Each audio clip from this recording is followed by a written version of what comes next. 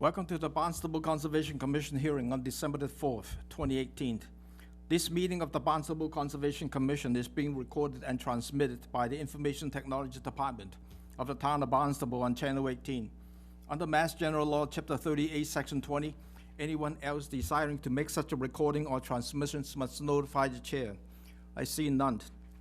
This afternoon, we have a very short agenda, but a long discussions on the old and new business. Let's start with the certificate of compliance. We have one easy one.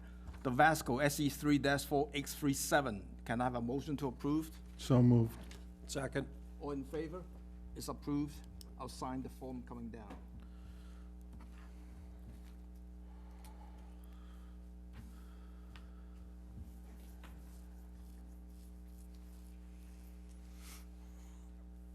The next is the extension request, Town of Barnstable, SE3-5043. Amanda, welcome.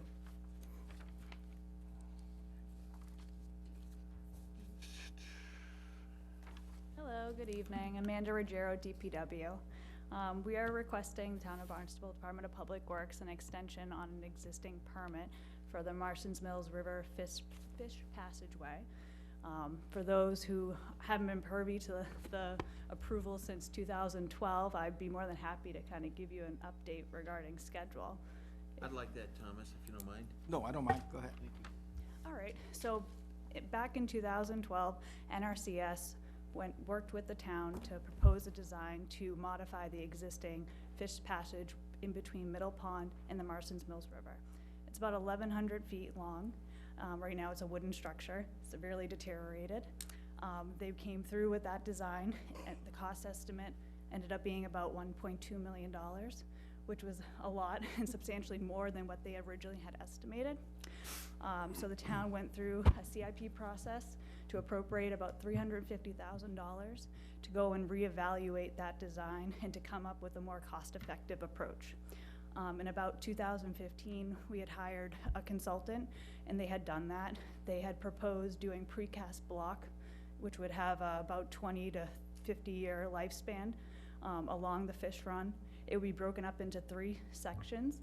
The first would be by the riverside, which is an existing weir pool because it has a pretty substantial elevation change. And then there'd be a standard fish passage for the bulk of the project. And then for those who have been out there, there's a existing concrete structure, and they would be extending this structure to allow a little bit more fine tuning of the levels within the actual fish passage. We went out to bid for that project, and unfortunately bids came in really high. So we had to go back to the drawing board to figure out what we could do with the money that we had. The town went through, hired APCC to help out with submitting a NOAA grant. So we did that, and unfortunately we didn't receive that grant. We went back to NRCS and applied again with our new design. And then in the beginning of this year, we went under agreement with NRCS to help fund the project. They're providing $400,000 worth of money, and we're providing $266,000. So as part of that, a few, I would say, skeletons in the closet have kind of popped up. The first one was the original archaeological study that was performed didn't include enough span for the actual project limits.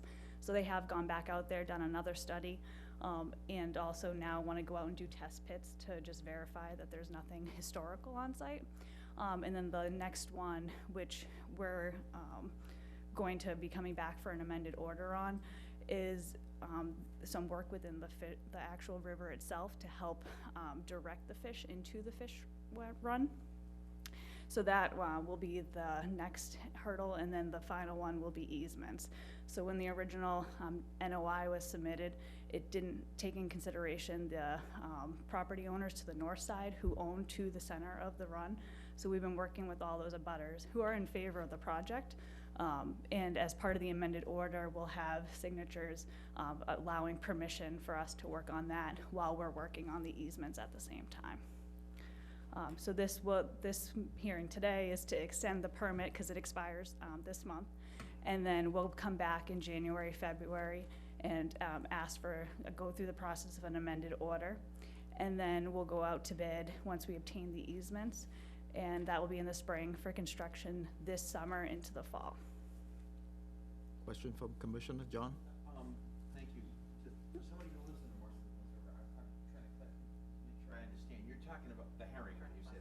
Is the mic on? Oh, you're talking about the herring run, right? That goes under 28 into the No. fresh water? What are we No. talking about? Then I'm, No, this is a separate one. This is further north, so this is at Middle Pond. Okay. And then it extends to Marston's Mills River. It's 1,100 feet. It's, if you go off of Mystic Drive to Flume Ave, okay, they're right where kind of one of the town ways to water is. yeah. If you travel a little further down Flume Ave, there's a couple access areas, and you can head down there. Did And that clarify? That was confused. All right, thank you very much. there is another CIP for the Mill Pond Yeah. design and reconfiguring that, which is under design and hopefully will be completed by. Do you have adequate money now between the two sources to fund the project once it gets approved?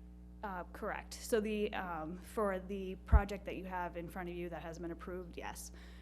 The other part that I had mentioned regarding the river work will be contingent on what the bid comes in at, and it will be a bid alternate. DMF is very strong in favor of this project, and that's why they added it onto this, which is kind of unfortunate, but it was great that we got the funding. But at the same time, we had to add on additional design money to do this part of it. And again, they'll go into more detail when we do the amended order. But that project was originally estimated to add on about $3,000 to $5,000, and now it's up to a much higher magnitude. But NRCS has verbally said that they are also in favor of it, and we could amend our contract to accommodate it. Thank you very much. Any more questions for Larry? Amanda, my question, not asking for a lot of detail, because it may come out, if you bring back an amended request, it may come out there, but you said that the existing plan does, and your words in here, does a poor job of directing fish. Now, is this tied to things that are being done in other spillways or fishways that you've picked up on, or is it an engineering flaw that you discuss? Is this, what I'm looking for is, there's a lot of stuff going on in this concept all over the country. And didn't you pick up on that, or is this something that's local? So when you're looking at a map, and unfortunately I don't have one in front of me, but the Marston's Mills River heads north to the Cranberry Bogs. Yeah. And this fish run goes perpendicular to it. Okay. So when that occurs, it's hard for the fish to take a 90-degree bend. All right. We don't want the fish going up into the Cranberry Bogs. And when we go for the amended order, Amy will be here and there'll be others. But from what the consultant has informed us and in conversations with MEA, is that they're attracted to the higher velocity. So if we make the fish run, which is man-made, but if we make it more attractive, they're likely to go down that route, which we are doing. But also what's existing there now in regards to what's in the river, and again, we'll get into more detail when we do the amended order. But it's, the river in that area is very eroded. There's a fish ladder that prevents, a fish fence that prevents the fish from heading north, which is killing a lot of the fish. So the structure, which again, our consultants and MEA will be helping us out with regarding that part. This is gonna be a replacement of what's there in the river. We've had conversations with the Cranberry Bog owners regarding water flow. So in both of these projects combined will improve the fish wanting to go towards Middle Pond. Thank you. It's local, in other words, rather than something you picked up elsewhere. That's the way I would read it. Thanks. Any more questions from Commissioner Nund? Motion to approve the extension request. Second. All in favor? It's approved. Thank you. Thank you. Have a good evening.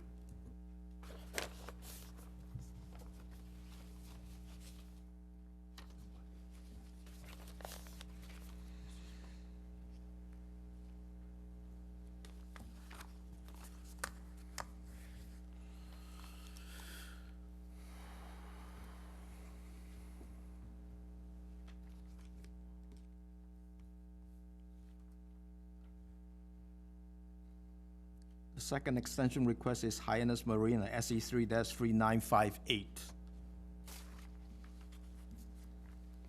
Good afternoon. My name is Carla Sullivan. I've worked with Wayne Kirker for 24 years. God bless you. Wayne, I know how important it is for Wayne to meet with you, and he was called up to Boston and couldn't make it today. So I do also know that he is asking for extensions. He's not asking for any changes. Any question from commission? This is a second request for the 3 years. And I think only for that reason, we need to understand that it's a second request. It's a dredging project, so I think dredging projects, we've done this before, Dennis, right? Yes, we Where have. they're ongoing like that, so I'm okay with it. Motion to approve. Second. All in favor? It's approved. I think the third request is yours too. Wayne Correct. Kirker, SE 3-4771. That's correct. So it's for dredging as well too, so I'll sign this one down. Same thing.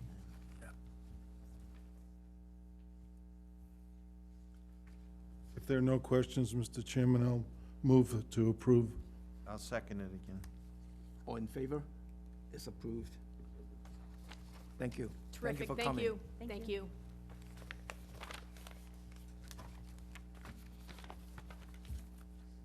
We're going to the old and new business. I'm gonna take things out of order a little bit here. The first is Sandy Neck Annual Report for 2018. We have a guest here, Nina. Who? Welcome. Nina Coleman. Hi, Nina Coleman, Sandy Neck Park Manager. I'm here to do the annual report for Sandy Neck Beach. I want to make sure everybody has the materials. Yes. We do. Okay.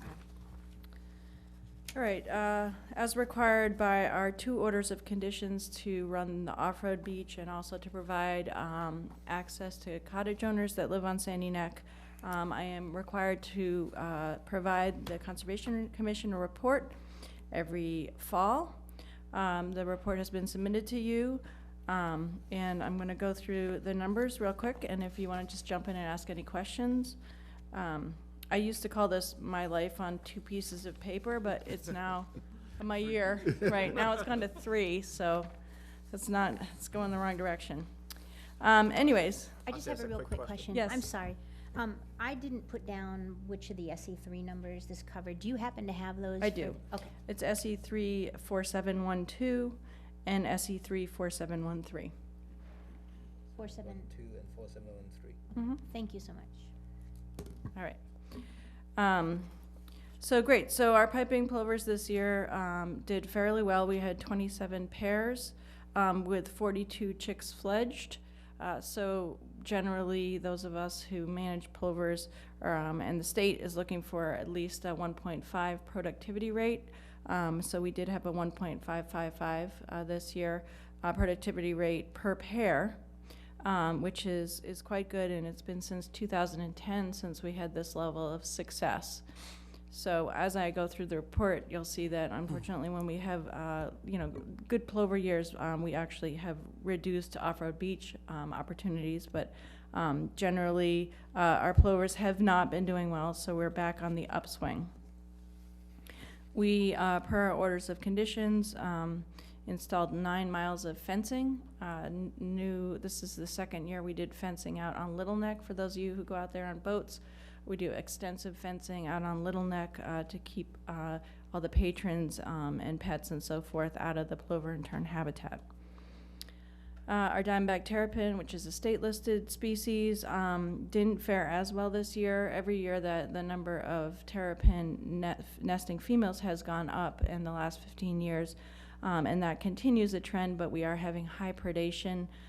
We believe it's fox and weasel. Weasels really figured out our caps and is able to get in there, and we had 78 nests predated this year. We are working on different modifications to that cap and hope in the future that we'll be able to deter that animal. As you know, we do our Diamondback Head Start program, which is probably one of the more popular things that we do. Everybody loves a turtle, as I like to say, and they are head started in 23 organizations, mostly in the town of Barnstable, but certainly other organizations as well throughout the Cape, mostly schools, but also libraries. And that was 65 turtles were head started and re-released this June in the Great Marsh. Terns continue to do poorly. This is a state trend, not just a Sandy Neck trend. Back in the day, we had hundreds of pairs of least terns, and this year we had 97 pairs of least terns. In addition to the number of terns that are attempting to nest on the beach being reduced every year, our productivity rate is very poor for terns. It's all the same culprits that plovers would be dealing with, fox, coyote, seagull, crow, owl, kind of everything.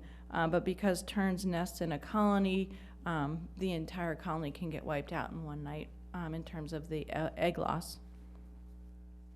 We did not have any cold-stunned sea turtles last year, which was very disappointing. I mean, we did have them Cape Wide, but the winds weren't Sandy Neck's favor. But I will tell you that this year we have already had a number of animals wash up on Sandy Neck, and we've been very fortunate that it's been during nice weather snaps. So we've had some very, very active, healthy Kemp's Ridleys come up this fall, and we were able to have some success there for rescuing those animals. On a sad note, as you know, I've been doing the wetland restoration for almost 20 years now at Sandy Neck.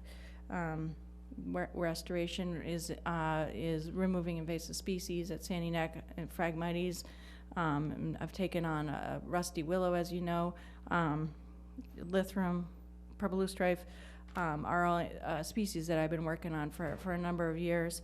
In our freshwater wetlands, we did have 2 huge storm surge this year. We had, in January and March, we had 100-year storms. Those came in really hot on the Great Marsh. For those of you who are on 6A, right, vehicles were being abandoned on the side of the road. It came in almost like Bay of Fundy, like run from this tide. The gatehouse was flooded twice. Like, as soon as we got it repaired from the first flood, it flooded again, about 1.5 feet of water in the gatehouse. And unfortunately, a lot of our freshwater wetlands, these absolutely exquisite little cranberry bog wetlands, very, very delicate habitat, very balanced habitat with spadefoot toad, which is a state-listed species, and other listed plants. A number of those were inundated by these floodwaters. Acres and acres of Sandy Neck has been affected, particularly out by Trail 5. If you get out there, you'll see just dead areas of trees. Wetlands are just big, mucky, smelly pools that Phragmites is trying to get back into. So very disappointing to have this happen. We are still continuing our efforts to get that Phragmites under control in hopes that those wetlands can heal, but it is going to take many, many years. Nita, do you still have help from AmeriCorps or wherever? For the wetland restoration? Yeah. Well, up until this event, it was to the point where we had it so that just myself and my colleague, Sean Cordes, could do it. Could get out there a couple weeks a year and just touch up areas. So I haven't used AmeriCorps, but I did get a placement this winter, and she's going to go around and do some mapping for me, and so I can get a better idea of what's going on. So I know this isn't really conservation, but I am reporting with Sandy Neck as a whole again, a year of our life, and I wanted to report on enforcement. We were, as a team, Sandy Neck team, very concerned about the number of enforcement issues and the level of incidences, and particularly aggressive behavior that was happening on Sandy Neck. And so last winter, between the storms, we really spent a lot of time looking at the data and coming up with an action plan on how to address safety for beach patrons and safety for staff. We made a number of changes, being much more proactive. We changed some police details to Sunday, which is apparently our biggest day for issues.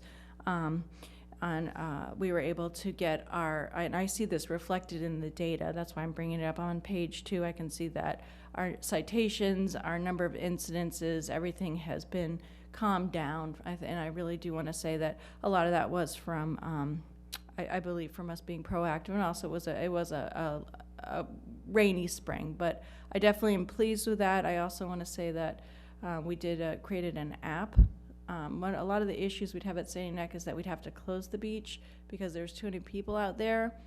And then all of these folks were still coming at us, right? You know, from wherever, maybe off Cape. They'd been sitting at the bridge for 3 hours.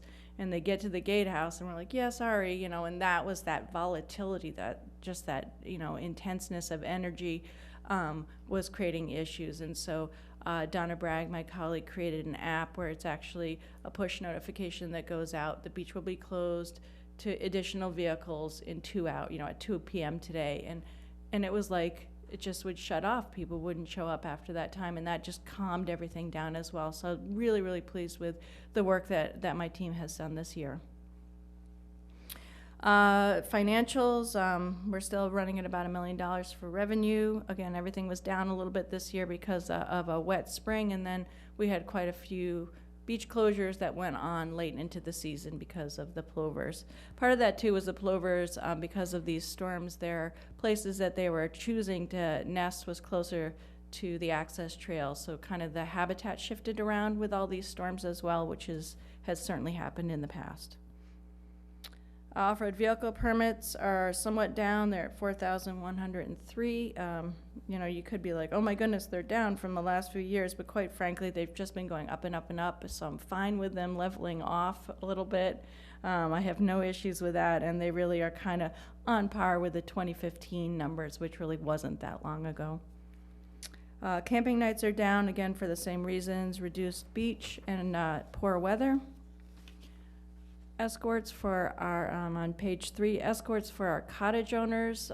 As we know, this is a big issue, trying to get these cottage owners out past the nesting plovers. We only had to do 35 this year. That's excellent. Again, that's really a lot of credit to DPW for repairing the marsh trail. The marsh trail from this storm event, the whole Trail 5 area had to be revamped. It was like waist deep in water. And the DPW committed a lot of time and a lot of effort, and we were able to get Trail 5 back up and running and some other areas that were heavily damaged by the storm system. If we didn't have that, our number of escorts would be in the hundreds. We'd have really unhappy cottage owners, and our staff would be pulled in 20 different directions constantly. So this is really the key to Sandy Neck running in the summer, is that this access, it runs smoothly and everybody stays happy. The rest of these numbers really were the Sandy Neck board, I think, to highlight the stuff that would be applicable to the commission. We still do quite a bit of outreach, not only our turtle program, but we also do walks and talks multiple times a month on different topics. We do beach cleanups to pull the public in, and we do our junior ranger program. We have our halfway house that's available for educational and art groups.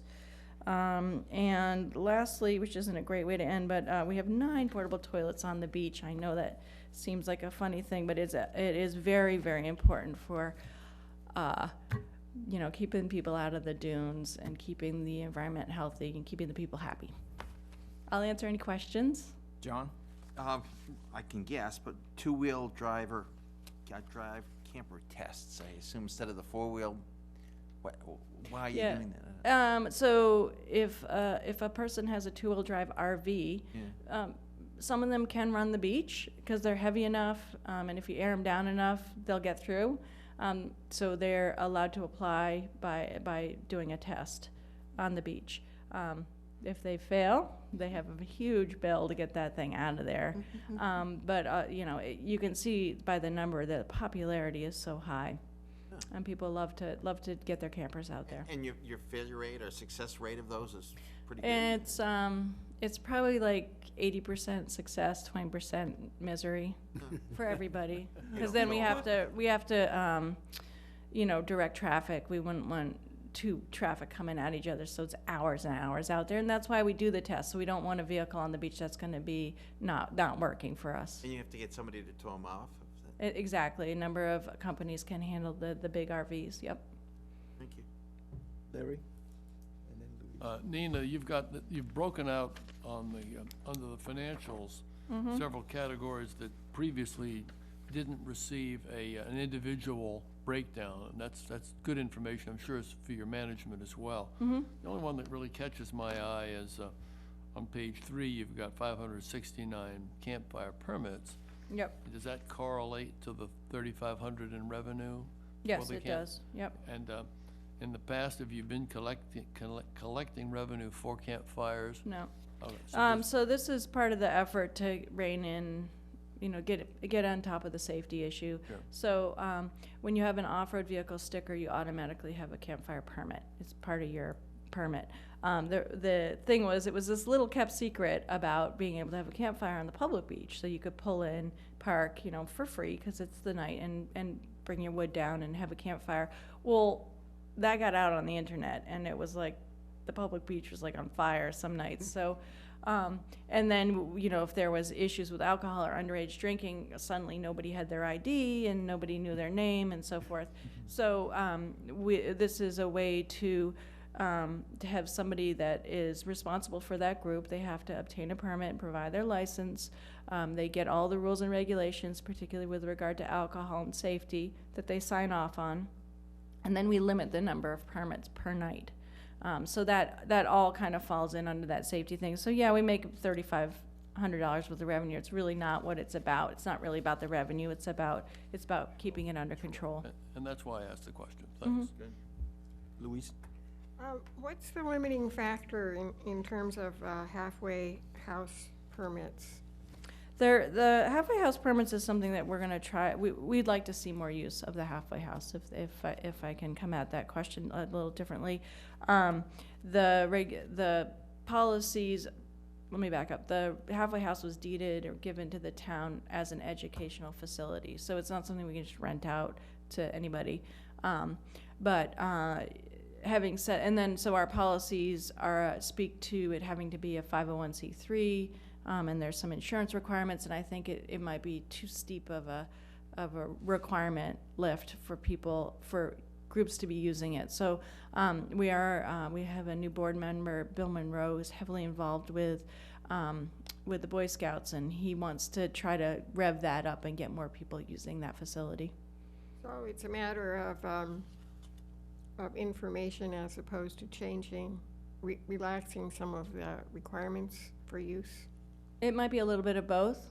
I really like the idea of the Boy Scouts out there, particularly in the winter. So we're going to look at that, and we're also going to look at use.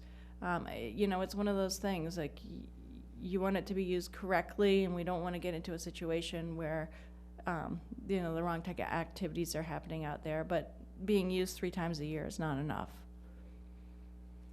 Any more questions from Commissioner? No? Thank you, Lena. Thank you. you very much, Again Nina. for the Nice to see report. you. Thank you very much. Once again, a great job, Nina. Thank you. I As appreciate that. always. Thank you. Thank you. The next item under the old and new business, update on the shooting range by DBW. We have Rob Steen from the DBW and trying to give us some Peter was- update on the shooting range. I know there is some design on that, on the shooting range, and so I'll let Rob going through the presentations. Thank you for coming, Rob. Good afternoon, Mr. Chair, Ms. Vice Chair, Commissioners, and Darcy.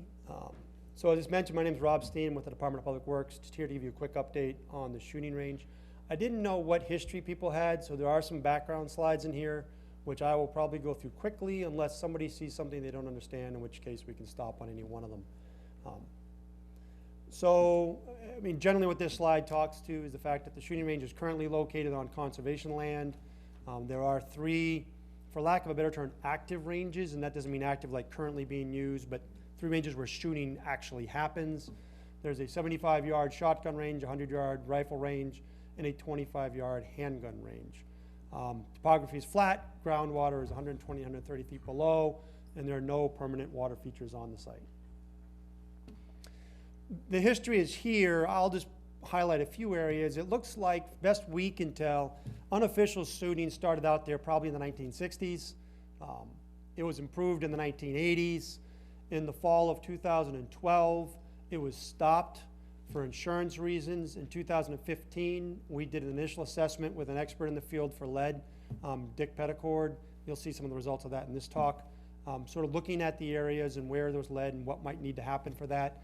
And then in 2018, a CIP was funded by town council, which this project was funded through, to do some very basic things out there, and we'll talk about that. The regulations, there's 2 slides here on this. This one's sort of the federal aspect. Really best we understand is that the regulations are all stemming off a U.S. Court of Appeals rule that EPA has interpreted to say that if lead is abandoned anywhere, it's considered a hazardous waste or solid waste and needs to be addressed as such, i.e. putting you in a 21E process. However, if you're actively managing the property and utilizing the property, then it doesn't go into that category. Excuse me, just let me clarify that. So that if that land was abandoned, Correct. then the town is under a legal obligation to clean up the spent lead, is that correct? Correct, and it's not just clean up like go pick up the big pieces. Right. It is a very, you probably denude the whole place, remove probably 6 to 8 inches of soil at a minimum. It would be a very large, very impactful effort. Okay, And we may still end up having to do good pieces of that. right. But if the range is reopened for some use, then what is the rule? So the rule at that point in time is we have to have a management plan, and as long as that management plan is being continued to be active, then it's not considered a solid waste in that sense, and you're not forced into the 21E process. Thank you. Well, if it's reopened for use, any use, specifically shooting range use? So it's Mm. shooting range use as a Yeah. shooting range. So, and maybe I'm making an assumption here that's not understood at this point. So our project right now is to take the range and open it as a Barnstable Police Department asset for their use as training. And I guess I just assumed everyone understood that, and I apologize. Whether it's ever used for anything more than that's a policy decision that's not gonna be made at DPW, that'll be made elsewhere. But what this project solely centers on is working with BPD to say, what would you need to be a good training site for your usage so you don't have to go to Falmouth or other places and rent ranges, which also serves the town purpose because now it is an active range being utilized. So that's what this project is for. Anything beyond that is a policy discussion, which I'm not prepared to be able to discuss. Question, is it okay, Tom? Yeah. Yeah, question on that. Prior, it was used by SWAT team, which is Cape-wide. It was used by other police departments, et cetera. It was used, I think, by, I don't know, Air Force or somebody else, but it had multiple use plus public use. Right now, you're saying the current intention is strictly limited to Barnstable Police. Now, if Barnstable Police then decides that it wants to have other police departments there, I mean, because Okay. now you start getting into what wasn't happening before, and we're getting into operations, so you're kind of getting out of my bailiwick pretty quickly here. I'm an infrastructure guy, but from what I understand, what wasn't happening before is you didn't have range safety officers there at all times. You didn't have the insurances there. I mean, there was aspects of that weren't there. BPD will have that with their shooting. If they, in the town, then so chooses to open it up to other police departments, that's a decision that they'll all be able to make. What we designed for was what BPD wanted for their use and however they choose to do that. So it would be a policy decision whether to open it up to the public. Correct. Yeah, now that's And that would probably beyond, be, I assume, town council. I would assume that would be at that level. Okay, thank you. So the way the state looks at lead and soil, is sort of 3 different categories. This is pertinent because we're going to talk about in a minute, sort of lead ranges. Really, there's sort of 3 here. It's S1, S2, and S3. S1 being the most stringent, where you're going to have young people interfacing with the soil on a routine basis, whether that be residence, playgrounds, things of that nature. The lead limits that are allowed in soil at that point in time is 200 parts per million. S2 and S3, though slightly different, each have a 600 part per million lead limit. And what was determined by the consultant for this piece of property is that the soil condition would be an S2. So 600 parts per million was the issue for us. And what the consultant found by going out, and what you're seeing here is the range itself. You'll notice where it says existing rifle and pistol range with an arrow, it sort of looks like a little thumb going off to the side. That's the pistol range for those of you that are not familiar with it. The longer one is the rifle range. The one off to itself to the right, as I look at the screens, is the shotgun range. All those red dots are samples that were taken, is where samples were taken. And what they did is they then, from those samples, made lead contours, for lack of a better term, to sort of delineate where there'd be lead and where there's not. And as you can see, and as you would expect, it's sort of in the fall range on the backside of those ranges is where the highest concentrations of lead are. and you can kind of see where they delineated the 600 parts per million lead activity. So before I speak to our project and how that informed our project, as I mentioned, the property currently is on conservation land. For us to be able to execute the project and actually do what we'd like to do there, we need to bring it back into municipal ownership. That's being happened with these property swaps.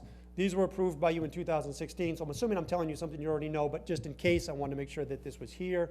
There are 2 properties now that are being changed over into conservation in exchange for the shooting range. One's at Breeds Hill, one's at Mill Pond. This is the shooting range showing the 26 acres that will go into municipal. The Breeds Hill property, just to orient you, you can see the airport is a pertinent feature on this map to kind of orient you where you are. And that property is right there at 17 acres. A Lumbert Mill Pond one, that's the dark line coming through the bottom there is 28. You can see Old Stage and Barnstable Falmouth Road there, so just sort of orient you. And there's that property on Lumbert Mill, on Lumbert Pond. Rob, when you mentioned about the land swap, I think the process is still undergoing. The process It's not is still final yet. undergoing, right. So we did a notice of project change, that's been put out. I mean, we're still working through that aspect, which is why the project hasn't proceeded forward. We've been ready design-wise for our project since September. But we're having to wait for the land piece to get caught up so that we can go ahead and move forward. And that's gonna require, state approval, right? Right. That swap is. Yes. And the state has to agree to take land under conservation and remove land from conservation. The exact process I'm not as familiar with, but yes, that's my understanding of how it goes. So that gets us to our project. So the project's meant to do a number of different things. First most was safety issues. And so what you'll see here is the shooting ranges. We're zoomed out. We'll zoom in on the next slide to sort of show you more detail. But the 2 features I wanted to show you here is that you can see there's where the 600 parts per million line was on that slide I showed you previously. There will now be a 4-foot fence. They call it a hog wire fence.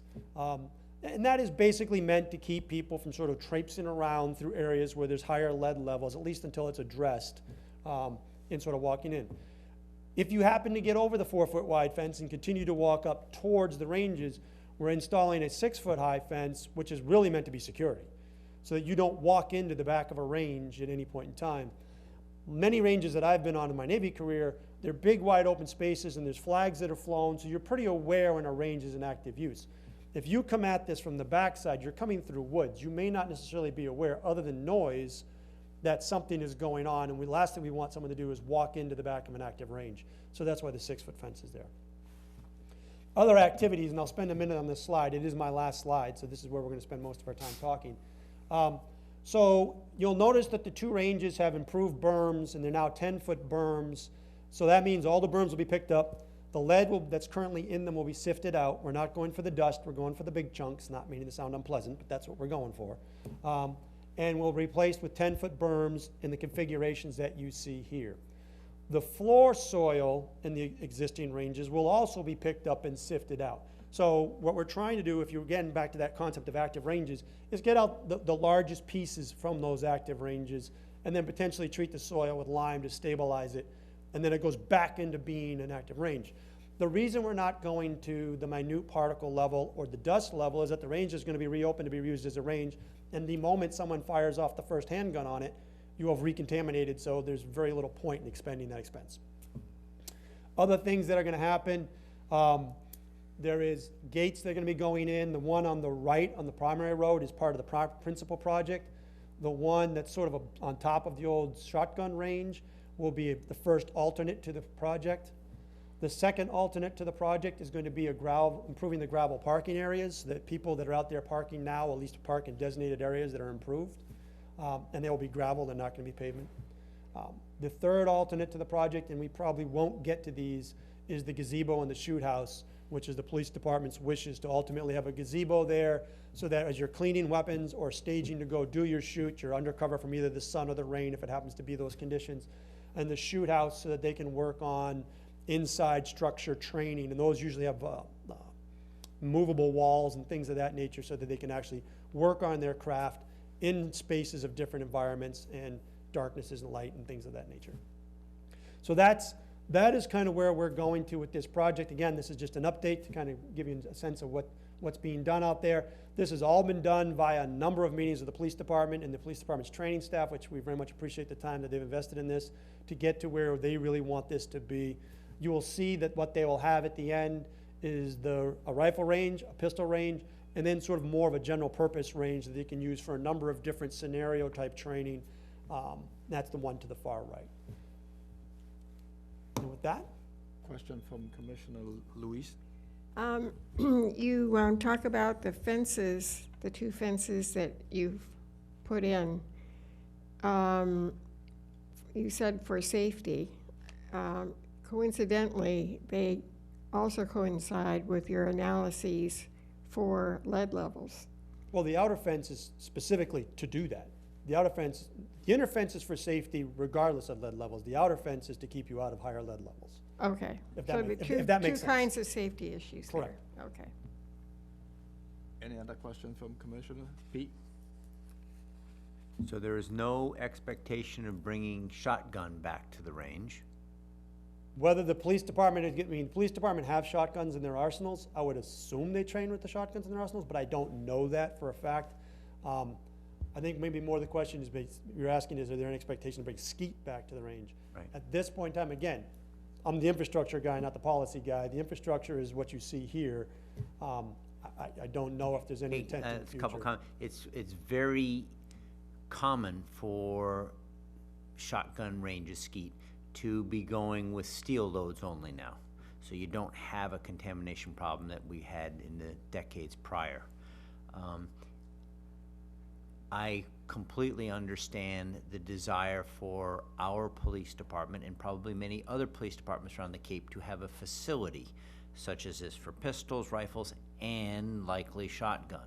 What I would like to see, although it's probably not underneath our purview anymore, because it's no longer conservation land, but as an active shooter and hunter as I am, that if they bring back the potential for officers, police departments to use shotguns, I don't think it would be fair to exclude permit holders, holders that purchase the right to use the gun range for pistols or shotguns, or for pistols or rifles, to be excluded from an activity that police are allowed to.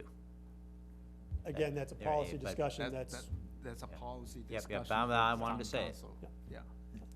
John? I know there are some options to traditional lead ammunition that are available even for handguns now. Is that not right? And have we given any thoughts to what those options are Again, to I limit mean- lead going into the? Again, that'd probably be a discussion maybe with the police department and their range safety officers in terms of what ammunition they intend to use to train. I don't know that, nor do I have any understanding of that to be able to help you with that. Yeah, my best guess for that, John, is if you've got those improved berms and something that, and it's designated sort of into the future, that I wouldn't expect that limitation. I know availability, it becomes an issue, cost becomes an issue for sure. I'm aware of that. I know down in Florida where I also shoot, they don't have that limitation. They do have the very, very high berms. You do have to pick up your expended casings, et cases. cetera. Those have to be picked up after you shoot. And they also have very, very severe safety rules that you don't violate. Any other comments? Thank you, Rolf, Thank you for your time. providing us the update on the shooting range. Thank you. Thank you. I had one more question. Do we have to approve the additional switch out of conservation? No. It's already done. It's all That's done. that? That was It's all already done. That happened in 2016. Or taking the additional land into conservation? It's all been done, It's all Jim. been done? We were asleep that night. And you're gonna send me a copy, because I'd like to still put this on our website, because technically until the official swap goes over, We it's still still control it. under conservation updates. I can either send it, or it's on T Drive right now, and I can tell you where it is on T Drive. That's which will be perfect. even easier, so we don't have to You email can it. just send me an email, and thank you. Thank you. The next item on the agenda is the Vineyard Winds surplus lands declarations easement under the Covell Beach. We have Attorney McCaughlin here to tell us some of the background stuff on the Vineyard Wind. Darcy and I had a chance to meet with the Vineyard Winds folks several months ago to go over the projects, and this is a first step that they need to go forward with the town, so. Thank you. Thanks. Thank you. See you, Charlie. Welcome back. Oof, God. This is late night reading. Yeah, I don't think he's gonna expect us to understand it either.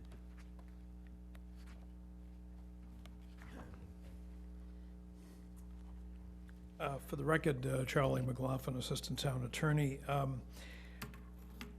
We have been involved, I say we being the town manager and assistant town manager in our office, have been heavily involved in the Vineyard Wind matter for the best part of 2 years, and with preliminary introductions and identification of issues that needed more concentrated examination. And we were moving in parallel, if you will, or in preparation for, and then in parallel with an upcoming Energy Facility Setting Board case that followed the same format basically as the Cape Wind case that you may have followed from a distance. And the EFSB hearings were to begin in October. We, through the spring and then more heavily into the summer, and then with really significant intensity for pretty much the entire month of September, worked very hard with the Vineyard Wind folks to craft a so-called host community agreement that would allow for Vineyard Wind to come ashore and bring their offshore cabling through Covell's Beach, up Craigville Beach Road, and then up Strawberry Hill Road, Finney's Lane, and so forth, arcing over to their Phase 1 preferred site, which replaced, if we had reached, as we did, a host community agreement, which would replace the original preferred route up through Lewis Bay, following exactly the old Cape Wind route, with a landfall on the beach in West Yarmouth at New Hampshire Ave. We were successful in examining the issues that and educating, frankly, I think the Vineyard Wind folks to the very intense seriousness of our concern about protecting groundwater. As we discovered, frankly, on a fairly steep learning curve, quite frankly, for non-engineers, we had learned in conjunction initially with a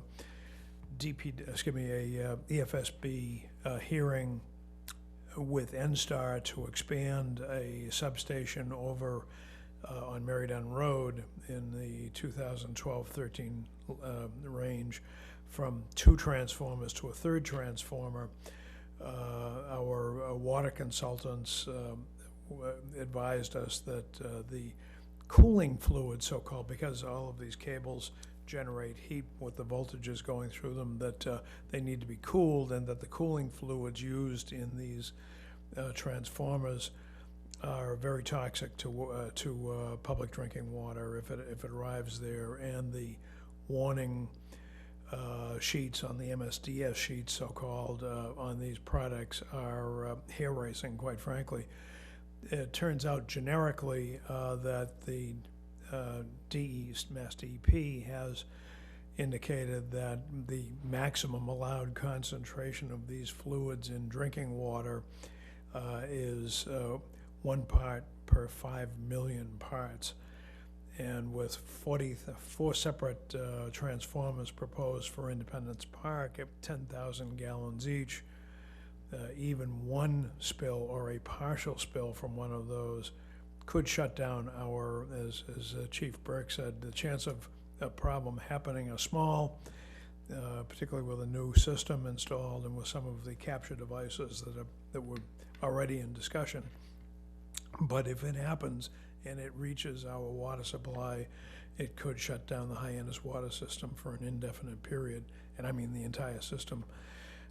And one can only imagine the consequences of that. It would be just utter chaos and truly an economic disaster. So Mark Ells was emphatic in his advice to to both Cape Wind initially when we were talking with them, and then to Vineyard Wind as we commenced our discussions, that our focus was on protecting the groundwater at Independence Park, which is 25 to 50 to 55 feet below the proposed substation. With that background, Vineyard Wind, to their credit, since they had the same engineering firm that Cape Wind had and the same engineers assigned, were well aware of our concerns, and from the opening gambit acknowledged the risk. And as we had done at the Mary Dunn Road in a first in the Commonwealth resolution with NSTAR, they agreed, Vineyard Wind agreed to have containment for gravity-fed leakage of any sort equal to 110% of the volume of any and all dielectric fluids on the property, and a sufficient excess capacity for a 100-year storm event, for rainfall in a 100-year storm event. Of course, last summer, a year ago, we had 2 100-year storm events in 2 weeks, so we're revisiting those calculations. To that point, just so you know, the breadth, it varies a little bit from what you're being asked to do, but I think you need the background. We have agreed, because the substation is not in final form, that we would engage in a very active consultative process with Vineyard Wind, and that we would attempt to work side by side with them, and they would advance up to $50,000 to reimburse us for expert engineering advice to design the issues, because, again, on this continuing learning curve that I referred to, something that was not as apparent as it should have been to us, and to me particularly, was the risk posed by any explosions on site. These products, depending on which dielectric fluid is used, if you get a short going in the transformer for any reason, the results can be catastrophic with a complete explosion and explosive release of the fluids. And so the fire department is pushing for, as called for in the MSDS sheets, total floor containment, impervious floor containment within the substation, and the fire department's asking for up to 100 feet of impervious containment surrounding the substation. We are about to embark on that informal process to understand what Vineyard Wind's engineers have in the way of concern for those design elements. So we have agreed, again, the last point of this critical point, subject area, is that we've agreed that if we can't reach a handshake agreement through the informal process, we will engage in binding arbitration on an expedited basis with an expert substation design engineer on a 3-member panel, an attorney with at least 10 years of significant environmental experience, and an attorney with very significant experience, at least 10 years or more, as a senior presiding member of an arbitration panel. So, and we will then have an opportunity to have a full litigated presentation in a very truncated fashion with that board, and we will abide by a binding decision coming out of that board. So we have given the environment an awful lot of thought, and I think to Vineyard Wind's credit, they've stepped to the plate and acknowledged it and worked closely with us. We wish that we had a complete package in front of us that we could have evaluated, but it is what it is, and so we've made the best we can out of a situation that needs to come to a closure by next spring in order to meet TPU requirements. That brings us back to further aspects of the host community agreement, which I've distributed to you along with the proposed easement. It's a long document. I don't think you need to spend a lot of time on it. More as a courtesy information piece. The critical piece as far as what we're doing in Article 97 is that the project, one significant improvement over the Cape Wind project is that whereas the offshore cables coming ashore in Cape Wind were going to be, again, liquid filled with dielectric fluids to keep them cool, different technology being used here, and from day one, Vineyard Wind has said we're going to solid cables that do not need cooling fluids in the cable. So many thousands of gallons of potentially very damaging fluids in our seawater in the event of a leak or in the event of being hooked by an anchor or a dragger or otherwise with a uncontrolled leak will not be a risk that we need to be concerned about.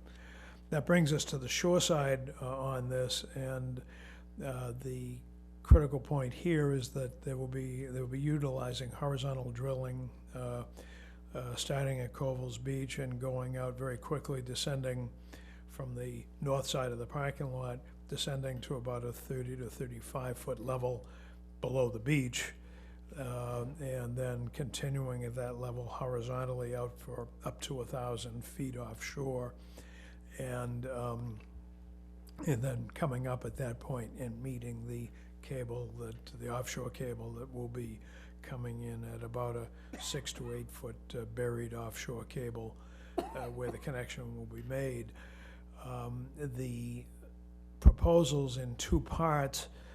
Phase one, they bid on the offshore, the state mandated offshore renewable energy procurement, and were the successful bidder on that. And that constituted an 800 megawatt project. The state procurement is designed to have a total of 1,600 megawatts. There are two other areas zoned offshore in federal waters that will be going through presumably this spring or summer, another procurement run by the state, and some one or more of the three companies out there, including Vineyard Wind, will have the opportunity to bid on the second 800 megawatt phase. The onshore landing at Covell's is designed to accommodate two primary cables coming in, one for the phase one 800, which they've been awarded, and a second 800, which they're going to build for, at least to be able to accommodate it, so they don't have to go in if they do win that, and move forward so that the infrastructure will be there to accept the cabling and the routing of the cabling.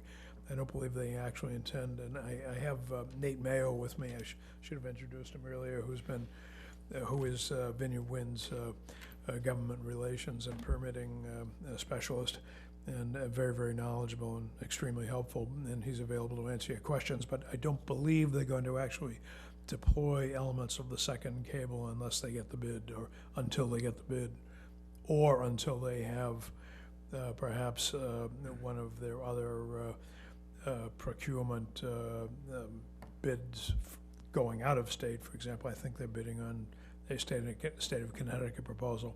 They got to get a buyer for that electricity, and once they have that, they'll run the second cable through this infrastructure that'll be in place.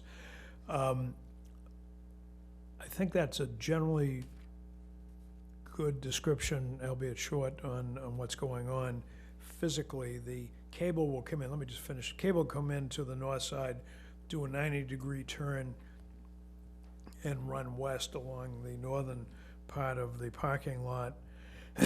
We'll then do about 120 or 30-degree turn in Craigville Beach Road and work its way up that way. The first phase will continue up past Strawberry Hill Road and will go up to Independence Park and come in from the west on Independence Park. There are several options over there that are still being hammered out, and all of that is pending before the DPU, and we haven't had clear indication what the DPU will select or order as a route once up in the vicinity of Independence Park. But the second route will be made available such that it will, again, the cabling and conduits and so forth will be laid in parallel, so all they gotta do at that point is pull a cable through the conduits up to Strawberry Hill Road, and then turn left and run north on Strawberry Hill and arc its way over, eventually connecting to the Oak Street substation. The Independence Park station, at least in its current configuration, would be fully consumed in terms of its capacity to accept this electricity. So the second phase, rather than significantly expanding the Independence Park substation, will go to Oak Street, which will need some additional construction up there on the NSTAR side, as well as a Vineyard Wind substation. Because we acquired the Covell's Beach property in the 50s from Jack Pendergast's family by purchase. No funds all of our records would suggest that there have been no funds utilized in the way of grant monies or otherwise. The Pendergast family financed 100% of that acquisition, and that was paid over a 20-year period to them. We acquired it in the deed for general municipal purposes, and it's been held under the custody and control of the manager since that time, with no exceptions. It's important to nevertheless realize that coming in as it is for general municipal purposes, the attorneys for Vineyard Wind have felt out of an abundance of caution that this would require, and indeed, although there was some significant debate whether or not we actually needed Article 97 compliance and legislative relief prior to a case that came down about 8 or 9 months ago at the state level. The EOEEA is firmly of the opinion, given this case, that holding this and devoting public monies to maintenance and all the rest of it imposes public trust conditions and Article 97 conditions on it. So we have prepared all that with background to say we have prepared, even though you do not physically or on paper or legally hold control of it as you do the shooting range and so forth. Council for Vineyard Wind feels that in conjunction with their policy to ask for the conservation input on such a subject, we've carefully drafted a proposed vote for you that says that the manager, and I gave, we have a declaration by the manager, given his role as the custodian of the property, that the subsurface area is obviously not devoted to anything else, and that it is excess, and that the surface appurtenances, the manhole covers, which is all you're going to see, are also the surface areas necessary to contribute to that physical access to the cabling are not vital and indeed excess. And with that background, then Council for Vineyard Wind is asking to comply with EOEEA policy that they wish input from the Conservation Commission, that we ask you to endorse the manager's determination that those properties and that those property rights are excess to our needs, and that it's appropriate then from the town's perspective to ask that this go to the legislature for approval, and Vineyard Wind, although with our background and help, Vineyard Wind will drive that process through the legislature. So I know you've had exposure to the 97 process. Happy to answer any questions on it, but that is, generally speaking, the background on it. The lease arrangement, the easement, more correctly, that we are granting is time limited. If, as, and when, it's basically a 25-year period. I should mention the mitigation that's involved, very significant. At Koval's, they will, when all work is done, totally rebuild and resurface the parking lot and any streets that are chewed up in the process of installation to full mass roadway standards, as well as our own town of Barnstable standards. So we're going to get a brand new parking lot over there. The one that's there is falling apart, as you may know. We are also going to have up to an $80,000 contribution from them to rebuild the bathhouse over there. So the public will have significant benefits from both of those undertakings. On the broader perspective, there are two significant elements, very significant elements, although the description is quite detailed and chews up a couple of pages here, the Reader's Digest version is that for the first phase, over the life of this project, Vineyard Wind will pay the town $16 million in mitigation fees. If phase 2 goes forward, Vineyard Wind will pay us another $16 million in fees. If under any circumstances the lease, their offshore operations continue with an extension of the federal lease, they will pay us annually $60,000 in mitigation fees after year 25, so there is up to $32 million and then some in mitigation fees to the town. Beyond that, this property will be taxed as personal property tax, and we spent a lot of time working through those numbers, and it's estimated it will be what it'll be, and the assessors will do their job and get comps and do their normal assessing process. But at least at the opening gambit, it's anticipated that when these projects are first launched and we start collecting fees, it'll be based on about they're producing about $1 million a year in real estate tax revenue, personal property tax revenue.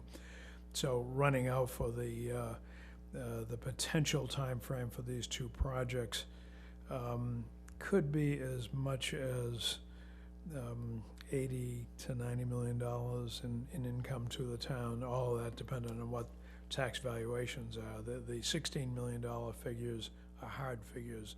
The tax valuation will be what it'll be, but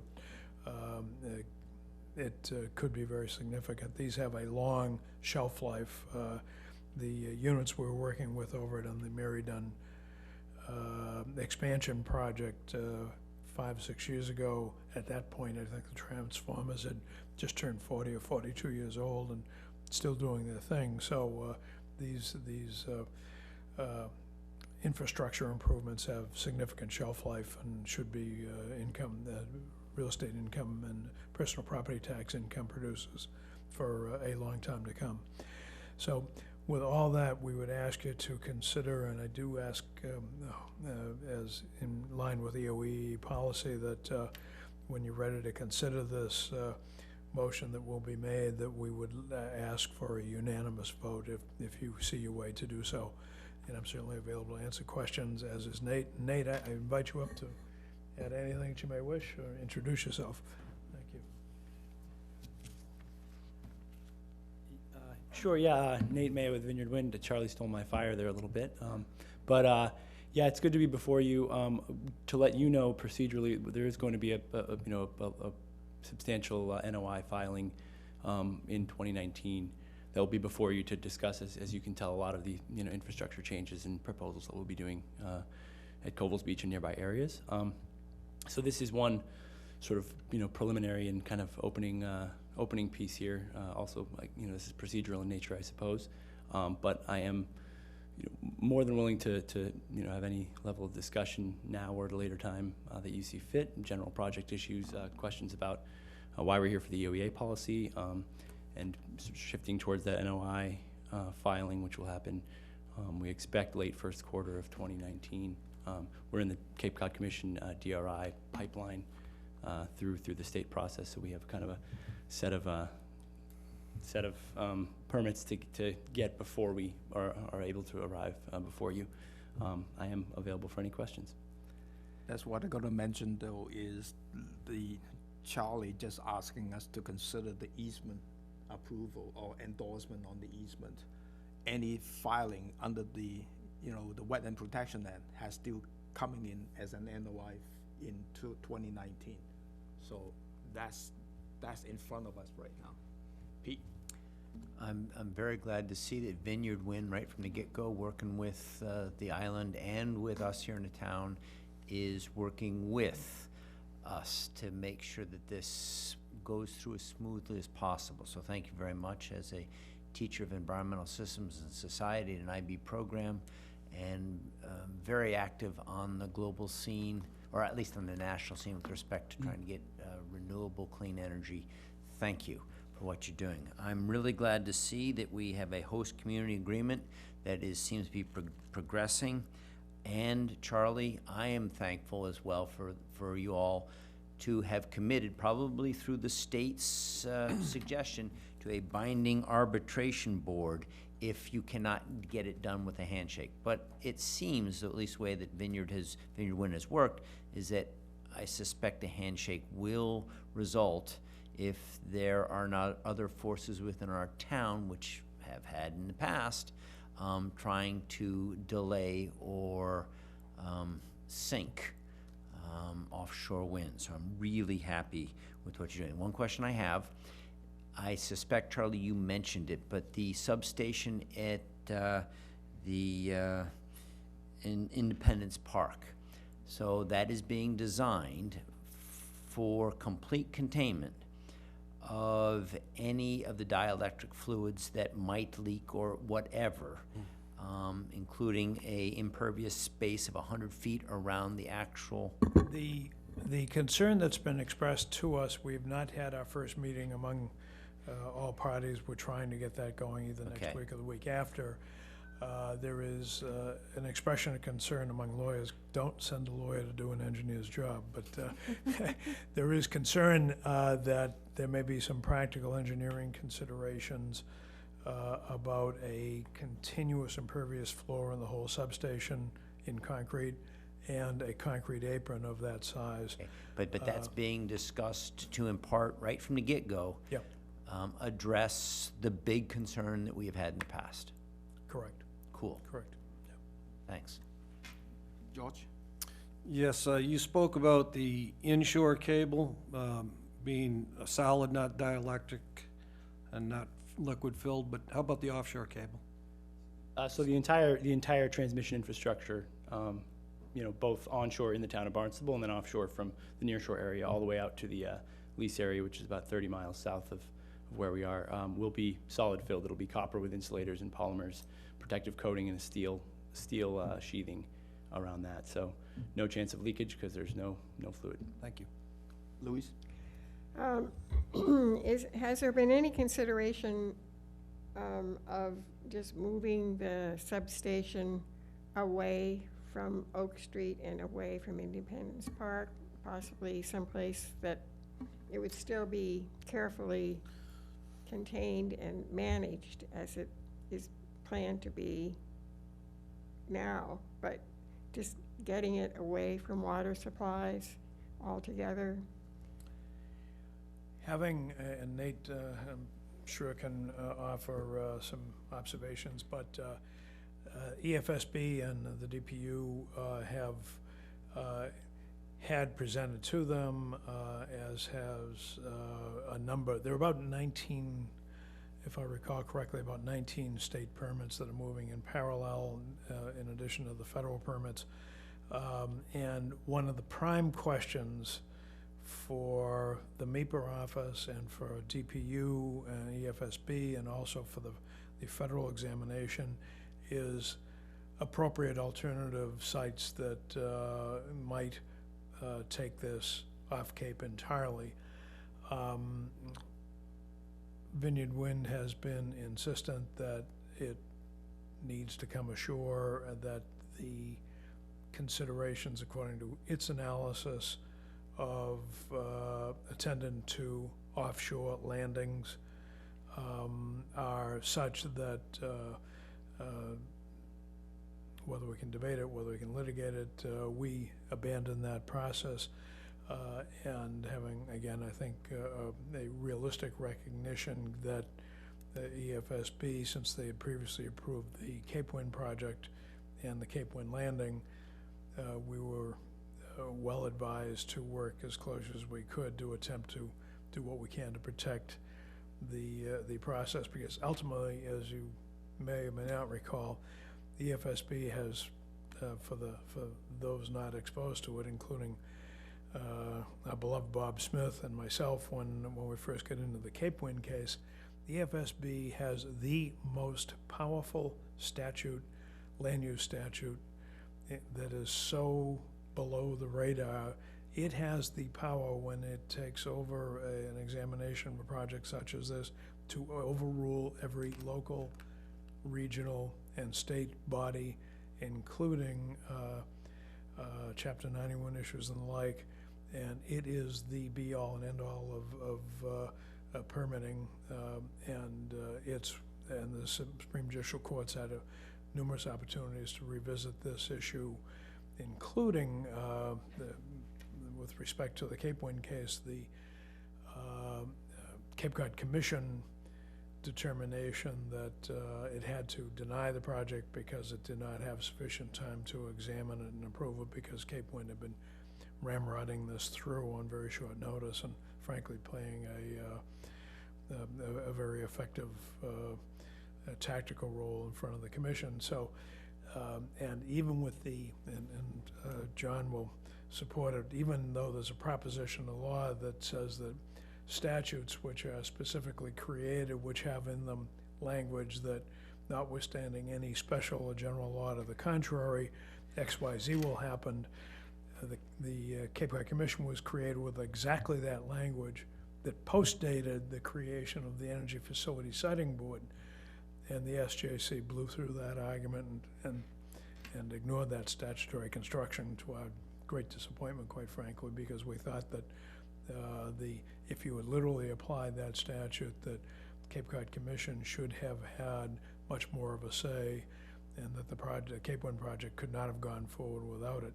I give that by way of background because, having, for better or for worse, having had an awful lot of involvement in the Cape Wind case, there were a lot of surprises that came out of that, not the least of which is the perception that, one, green energy is completely safe. We know it's not, apropos of this discussion. And two, that green energy has a great deal of traction in the court system and in the legislature, and that you better deal with those realities as you assess what level of cooperation we could have. So it's a very long-winded answer to a short question. Alternatives were looked at. The EFSB could still order an off-Cape landing anywhere on Cape. It's just moving the problem, quite frankly, because we're all on the sole source aquifer, and the risks if we move it here, if we move it to Mashpee, it's Mashpee's problem, but it doesn't allow us to sleep any better at night.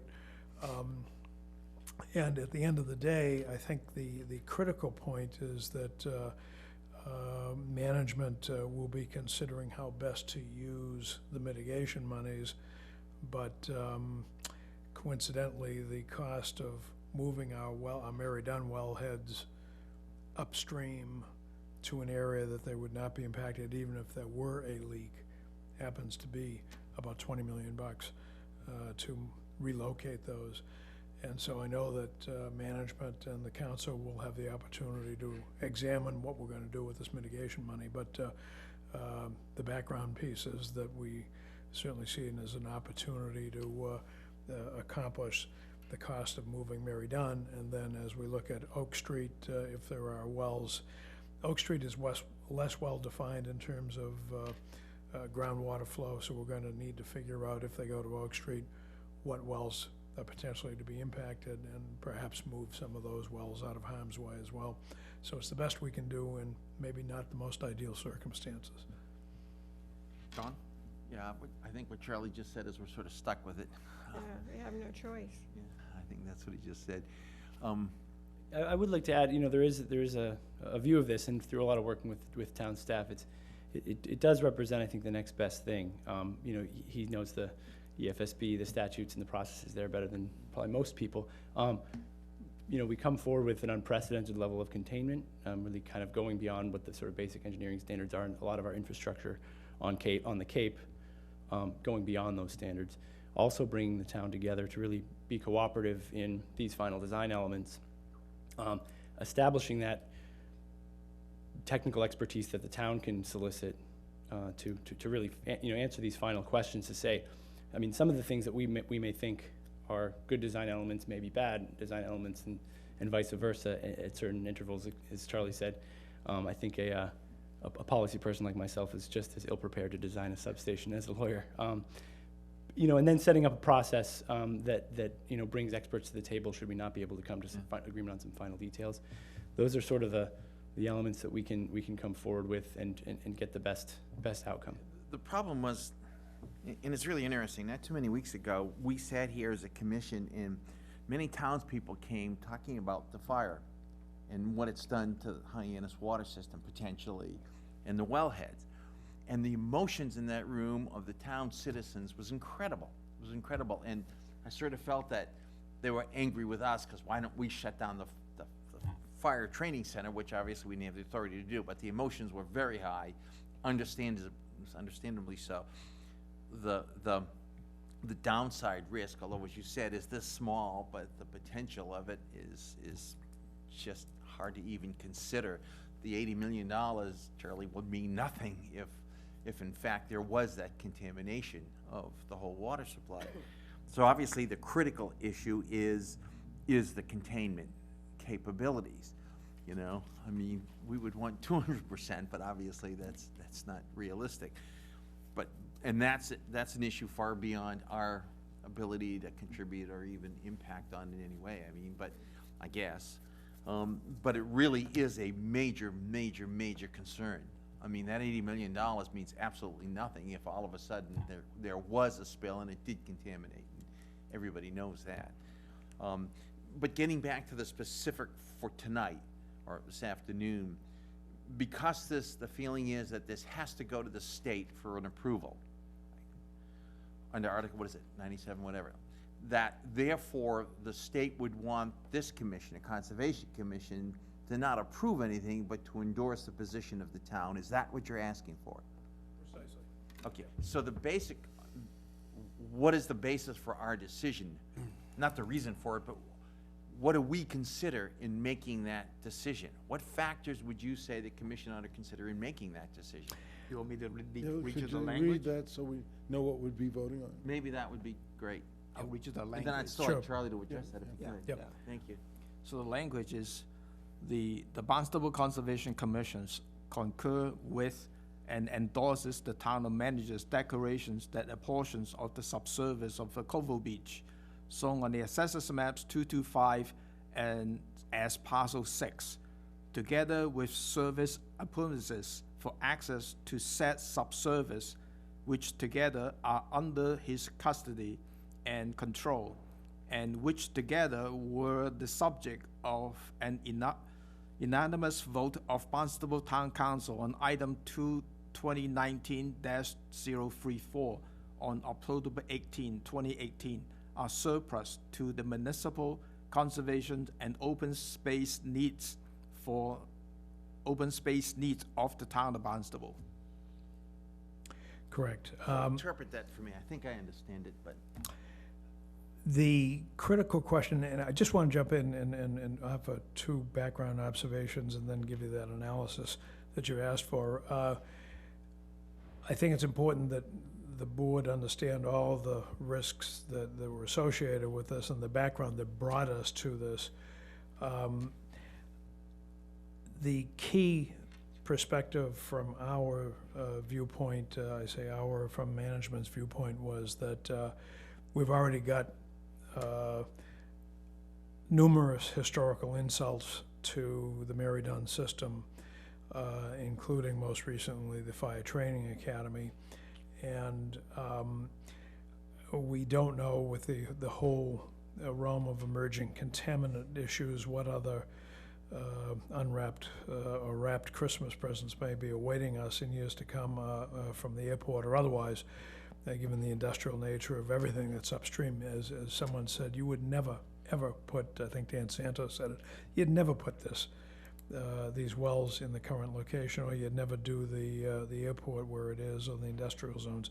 We didn't know what we didn't know, but living with that, one of the realities that we were trying to recognize is that this project will probably be approved regardless of what what positions. This one certainly had a lot of legs to it in terms of opposition on substantive environmental bases, but seizing the opportunity, every settlement involves compromise and a recognition of reality, and we saw this as not only an opportunity to address the probable siting in Independence Park, but also an opportunity with the mitigation money to get these wells out of harm's way, period, from any other surprises, including PFAS and several of the other contaminants that we're currently dealing with. So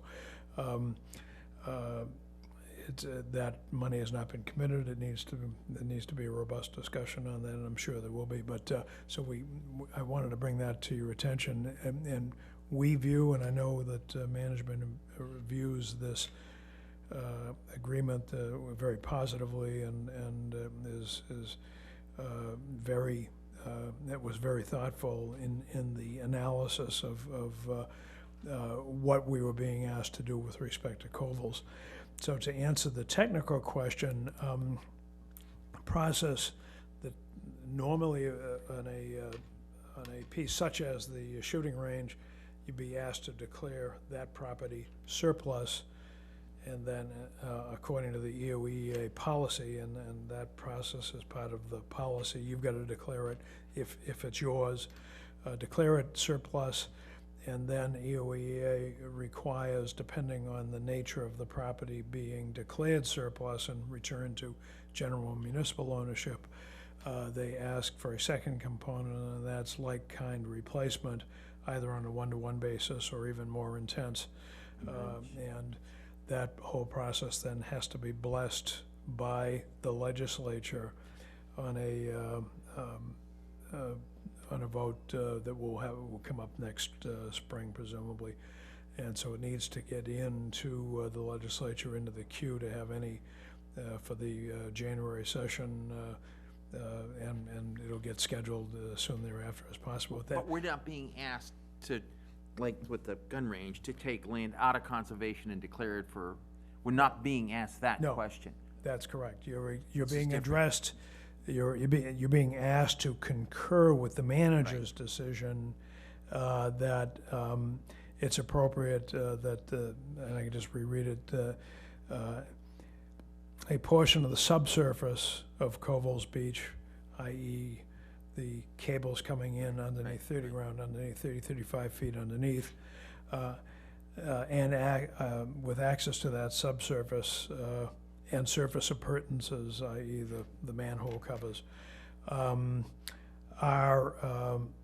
which are under the manager's custody and control, and which together were already the subject of a unanimous vote of the Barnstable Town Council, surplus to the municipal, and this is the magic language on the EOEA policy, surplus to the municipal, conservation, and open space needs of the town of Barnstable.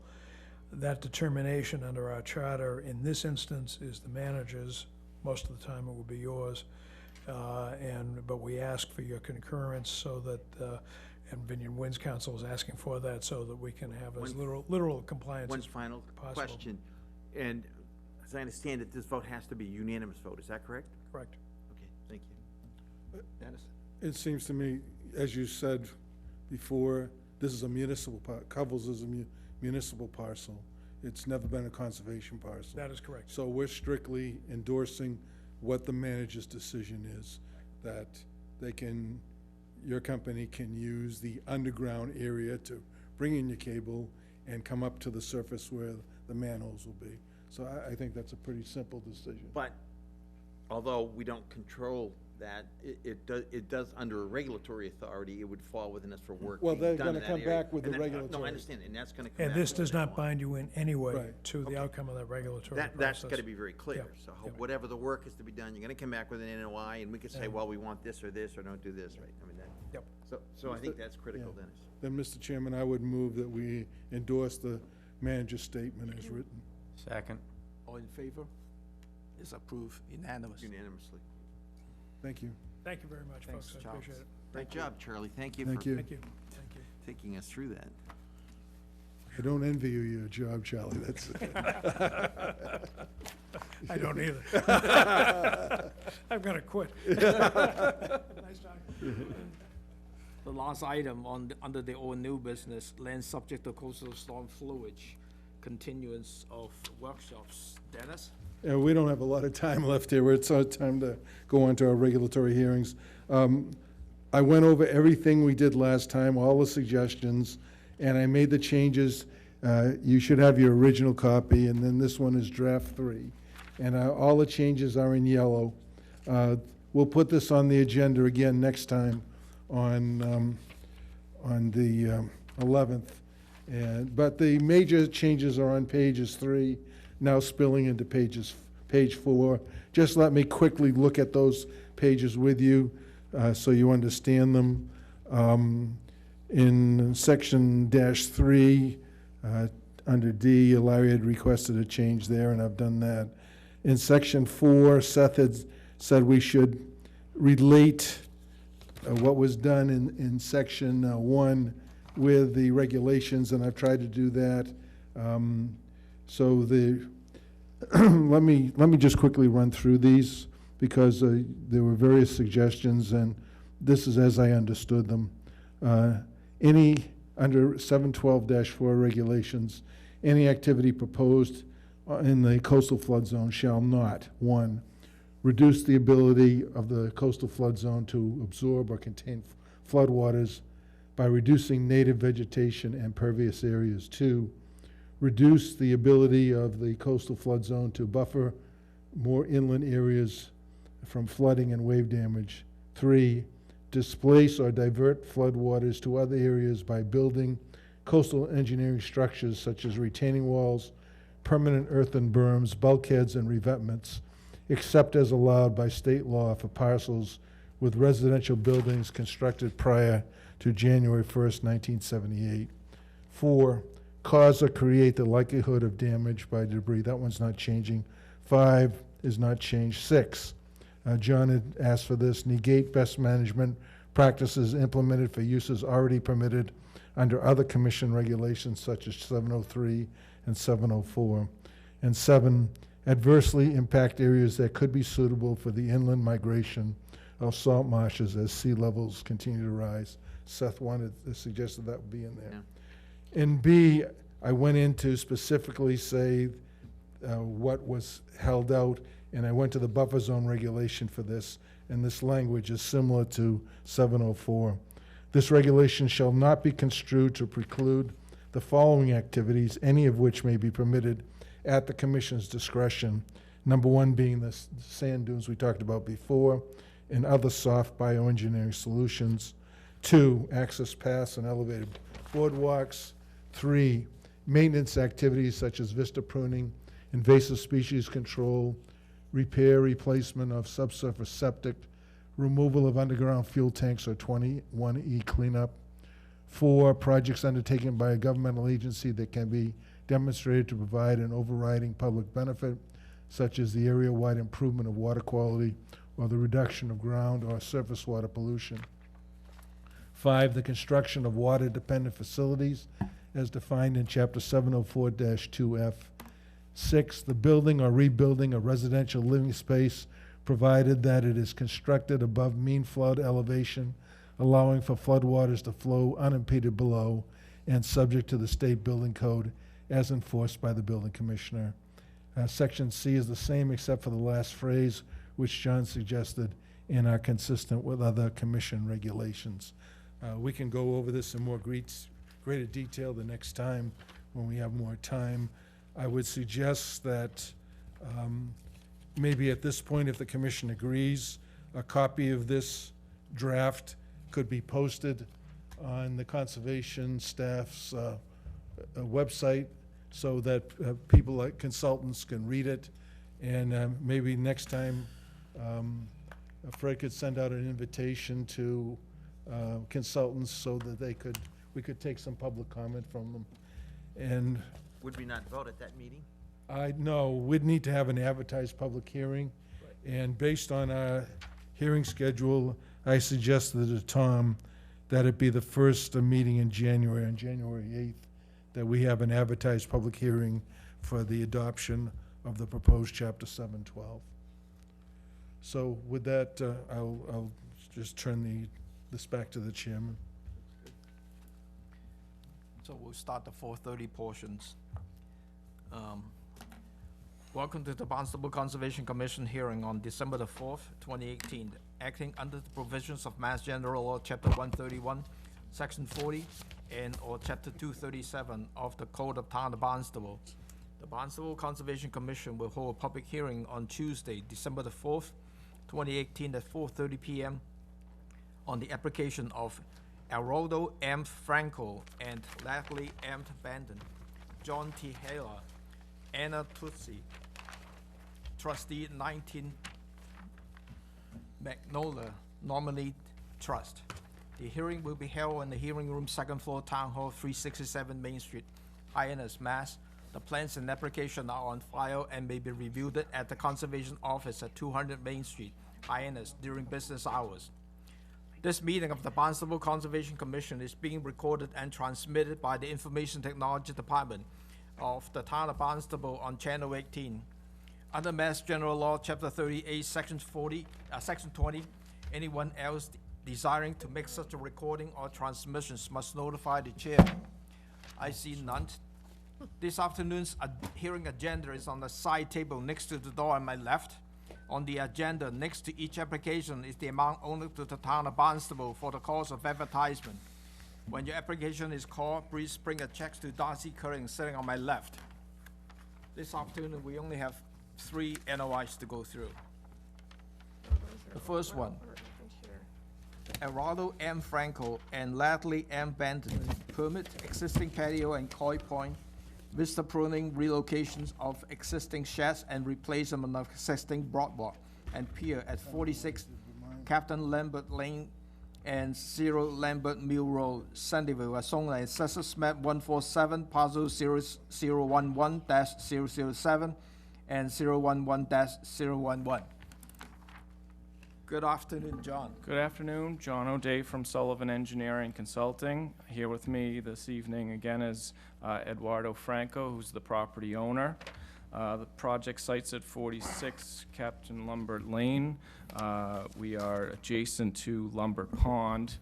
The house is developed with a single-family dwelling that was built in 1982, and there's an existing timber boardwalk and pier that has been there since around that time.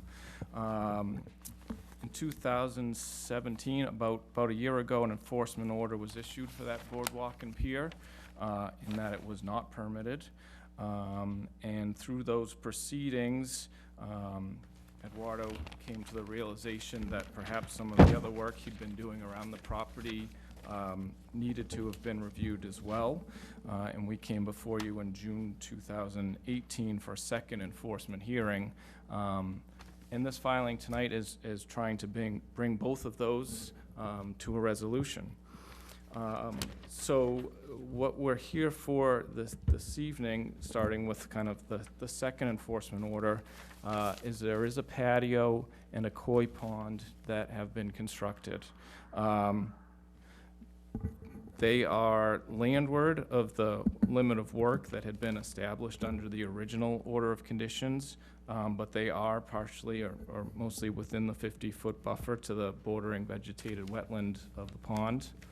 We have provided the BVW forms to staff, which were not included in the notice of intent. We have provided mitigation calculations on the plan. We are restoring all that's left of the 50-foot buffer, which is as the mitigation buffer zone regulations require, restoring it to the, in its entirety. That is, obviously there is still some that's disturbed by the patio and koi pond itself, and realizing what a predicament we've been put into here. We've offered some additional mitigation, extending or restoration or native plantings even landward of the 50-foot buffer. We're pulling a shed further away from the resource so that we can really get a clear line of what is going to be the natural area moving forward. And in some discussions with staff, it was suggested that to really demarcate that, perhaps we have a fence proposed along the shed. Perhaps we could return that, just those two sections to the wall so that, it's a clear line of this is the end. And it was also suggested that perhaps some of the plantings could be larger so that it's really obvious from day one that this is now the naturalized area. And we're happy to do that. We're happy to, these are plantings that we picked out off of the list, but Eduardo has some friends who are in the professional landscape business, and we're certainly willing to, as part of our submitting a revised plan with these or any other changes, have them take a peek at the site, the conditions and the other plants, and make recommendations on what we had come up with. Also shown on the plan, sort of as had been discussed over the last year, it had been suggested to include vista pruning, which we have shown on the plan. As we've now got the plan together and filed it and gone back and all looked at the site, we're not sure that's appropriate because the pruning's actually, what would be needed is actually in the wetland, which isn't vista pruning anymore. So we're happy to take that back off of the plan. And then just getting back to the original enforcement order, which was the boardwalk and pier, the commission a year ago had said that they could file an RGA to keep what's there. It's obviously, at the end of its life, and so we think that would sort of be a waste of everybody's resources. So we have included reconstructing it under this notice. It would remain timber through the bordering vegetated wetland, and then out on the open water would switch to an aluminum pier typical of the lakes and ponds. So I think with that, we're both here. We're happy to answer any questions. We're very sorry of the position and that we've come to be in, and we're hoping that we can continue to work together. So this application is a after-the-fact filing for that, and because of the enforcement issues. In the comment folder, you have a neighbor, Glenn and Karen Anderson, supporting your projects without reservations. So I just want to mention that in the file. Question from Commissioner. Larry? First of all, I want to compliment you, John, on the narrative. It was really helpful to follow that, and that's why I called your office today, to make sure I understood all aspects of it. And the question that I have for both the applicant and yourself deals with the boardwalk, because there's a lot of standing water down there today, and that it's not shown on here. That could be a result of rain, or it could be the pond itself. And I know the pond's not tidal, but it looked like it was. So, am I correct that the plank that's lying there is part of the boardwalk? Was that, because I didn't attempt to walk out there. I didn't know what I was getting into. Yes, we did walk to the end of that to stake it, and so that there are similar planks that go all the way out to the end, and some of them are in worse shape than others, and we certainly had to be careful stepping on it. But yes, that is what you saw, probably the beginnings of the boardwalk. And are you contemplating building a traditional boardwalk that's going to be elevated? I mean, there are no profiles of what that's going to look like, but what are you contemplating for being put in there as a replacement? It would be a typical, it would be elevated. I don't know, maybe Eduardo does, how much that water level fluctuates. Is it sort of super high right now? I think it is now, but Yeah, it goes back. You might speak to the mic. Yeah, you Would do you it. state your name on the record, just so we have it? Okay, Eduardo Franco. Okay. I'm the owner. It goes back a lot. That first portion, on you see the first planks, they're always dry. I think the rain, sometimes the snow, All right. so that buildups a lot. So it comes and goes. All right. It doesn't stay there. But you propose putting something that's gonna be a traditional boardwalk, it'll be, what, 3 feet wide maybe, and elevated a little bit, and I think we had called for 4 foot wide, which would be pretty much the standard, and we would set it so that the, you know, which is which here, the not just the planks, but the boards the planks are sitting on, those would be up above the ground, so would be elevated like a step higher than it is right now, which should keep it always dry. And would you consider submitting a revised plan showing the profile of that? Because I think that should be part of this, for structural purposes. And otherwise, how long, now, I think you've owned the house for 8 years you've owned the house? No, February gonna be 4 years. Okay. My view is that this is, with your mitigation, this is a very acceptable plan. I don't see any reason not to. Other commissioners may disagree, but I think these improvements are not adverse to the environment. Thank you. Darcy kind of reviewed the plan, has some comment about the gallon size. I think Darcy kind of mentioned it to John, so that would be part of the revised plans. Any other comments from, or questions from commissioners? None? Darcy? Yeah, just to follow up, I would be requesting the 3-year annual reports. So, as the homeowner, you were going to try to do the planting yourself, or you're gonna have a professional landscaper, is it I'm gonna try to get as much advice as I can to do the planting. I mean, probably gonna hire someone to do it. I'm sorry, you may. Hire someone to do it, I mean, a landscaping company. Okay, so the commission might want to review, I had only brought it up to John about the requirements or the background of that person doing the work, because it is right near the wetlands, and I was a little concerned about currently the existing soil out there does have some gravel from the construction of the koi pond and everything, whether any material needs to be brought in to help get these plants established. We'd have to have like erosion control at the bottom if this is going on. So that's just something for the commission to consider about whether you want to put what type of a person. Do you want to go all the way with the ecological restoration practitioner, or somebody who is that if they can't meet that requirement, somebody that should be reviewed by me, or I just want to really consider how close this is to wetlands. Go ahead. I think the minimum should be reviewed by you, by Darcy in the office. What would you be comfortable with, Darcy, in terms of the person you'd be working with? Obviously, you don't want someone who's, a person who's mowing lawns and doing that kind of thing. You want someone who has more expertise in that to be working close to the wetlands. Yeah, I guess they wouldn't.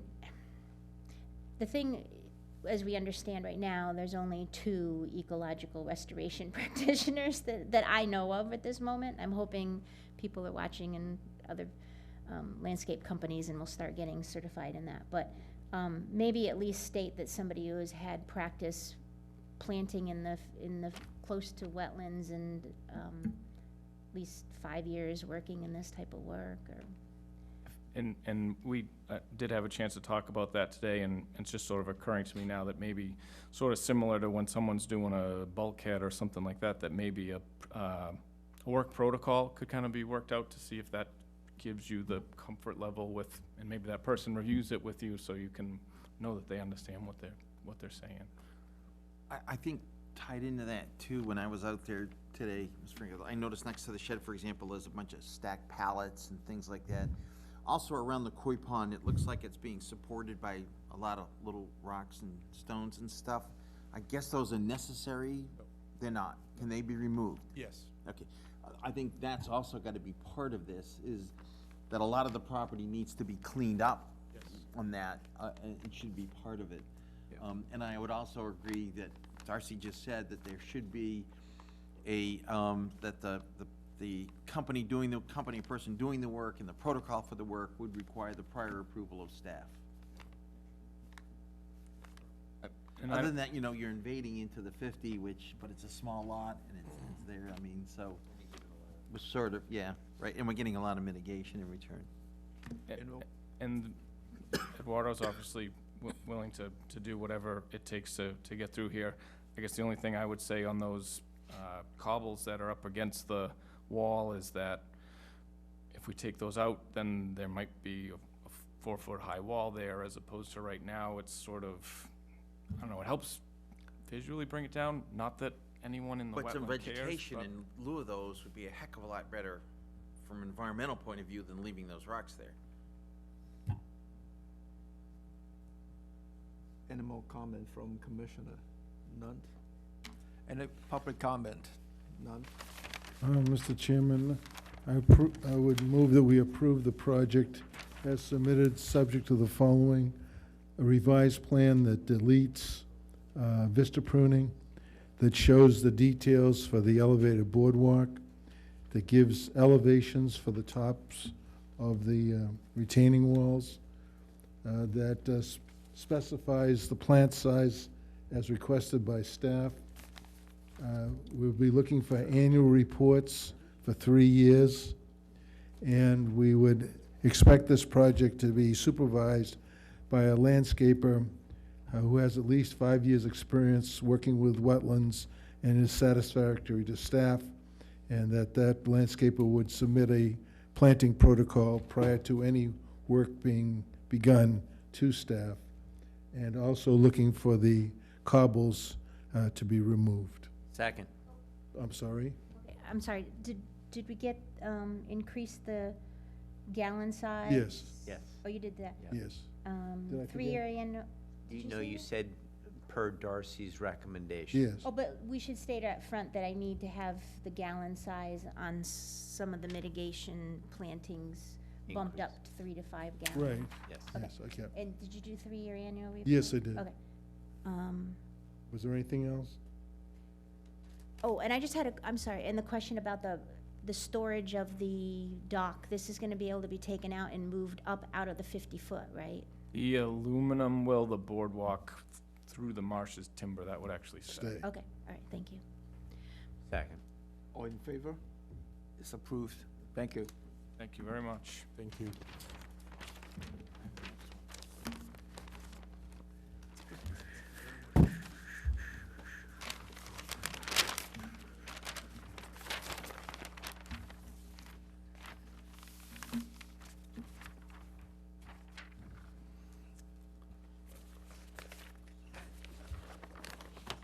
The second NOI is John T. Haler to permit and maintain existing paddleboard locker, boat shed, and rinse station at 743 Old Post Road, Contuit, as shown on the Assessors Map 054, parcel 011-004. Good afternoon, John. Good afternoon, John O'Day from Sullivan Engineering Consulting.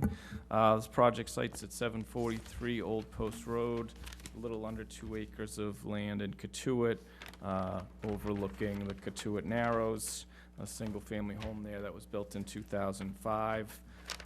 Again, we are here as a result of an enforcement order from June. The applicants had actually filed some paperwork to do a little play area, and it came to be known that some of these structures, existing structures, were not permitted. So again, we are talking about along the existing pathway to the stairs down the coastal bank. There's an existing rinse station. It is cold water only. There's no heating to it. There is an existing boat shed, and there is an existing paddleboard locker. Applicants purchased the property in 2010. We think the rinse station was put in right around that time. And then as they started to use the property, they had some stuff stolen down from the beach area, including some dinghy parts. The end of that boardwalk in the beach area is very separated from the house, and it's very separated from any house, actually, for that matter. It's really kind of hanging out there in the middle of nowhere. And so they had built this shed to get some of that stuff out of eyesight. And then they found that what they built, the paddle boards don't actually fit in, so they built this little paddleboard locker next to it. Our understanding is that there wasn't any understory vegetation in the area that they built it. It doesn't seem like it's had any impact on the coastal bank. We believe these are water-dependent structures. They really they're located in an area that is out of anybody's sight lines, including the neighbors are trying to be mindful of that, I guess, as they were installed some years ago. And so with that, I would be happy to answer any questions. Question from Commissioner Larry. John, I neglected to bring this up earlier on the Hyler property, but it's mentioned that there'd been vandalism and/or theft from there. Is there any consideration to putting in sensors or any sort of cameras to spot what may be going on there, or is that not part of your consideration? That it hasn't been any of our discussions. I think that they chose to just get the stuff off the beach as Okay. being. So they feel the now solution. where it is, it won't be vandalized, or things won't be stolen? Yes. Okay, all right, thank you. John? Yeah, I come at this somewhat differently. You're asking us to allow within the 50-foot buffer, right, which it is, Yes. to put in a paddleboard locker and a boat shed and a rinse station. And if it wasn't there and you came before us, we should be looking for a lot of different things. To use as the justification for granting an exception to the normal rule that, well, they had some paddleboard stolen or whatever else, really, to me, is kind of a weak reason to violate this. Secondly, if you look in, for example, that boat shed, there's gas being stored in there, which is really a scary kind of a thing, too. So, honestly, I've got a lot of problem with this, a great deal of problem with this. And at a minimum, I would have said they should have been brought way up to where the stone wall is, at least. And that's what they should have done, build these things, if at all. And I understand they can't go beyond that because of the way it's put together. But at least put those up there and at least, replant what they've already done. And I don't know if there was vegetation there or not, but to me, those items ought to be moved all the way up to that stone wall and not left where they are. And I find the reasoning and the justification for asking for an exception to be kind of weak. I'll go to Peter first and then Louise. Yeah, John, I'd certainly agree. I mean, we have an after-the-fact filing of something that is way out of our normal allowing. This would set, in this commissioner's opinion, a very dangerous precedent. Build it, give an excuse of why it ought to be there, and then allow it to be kept there.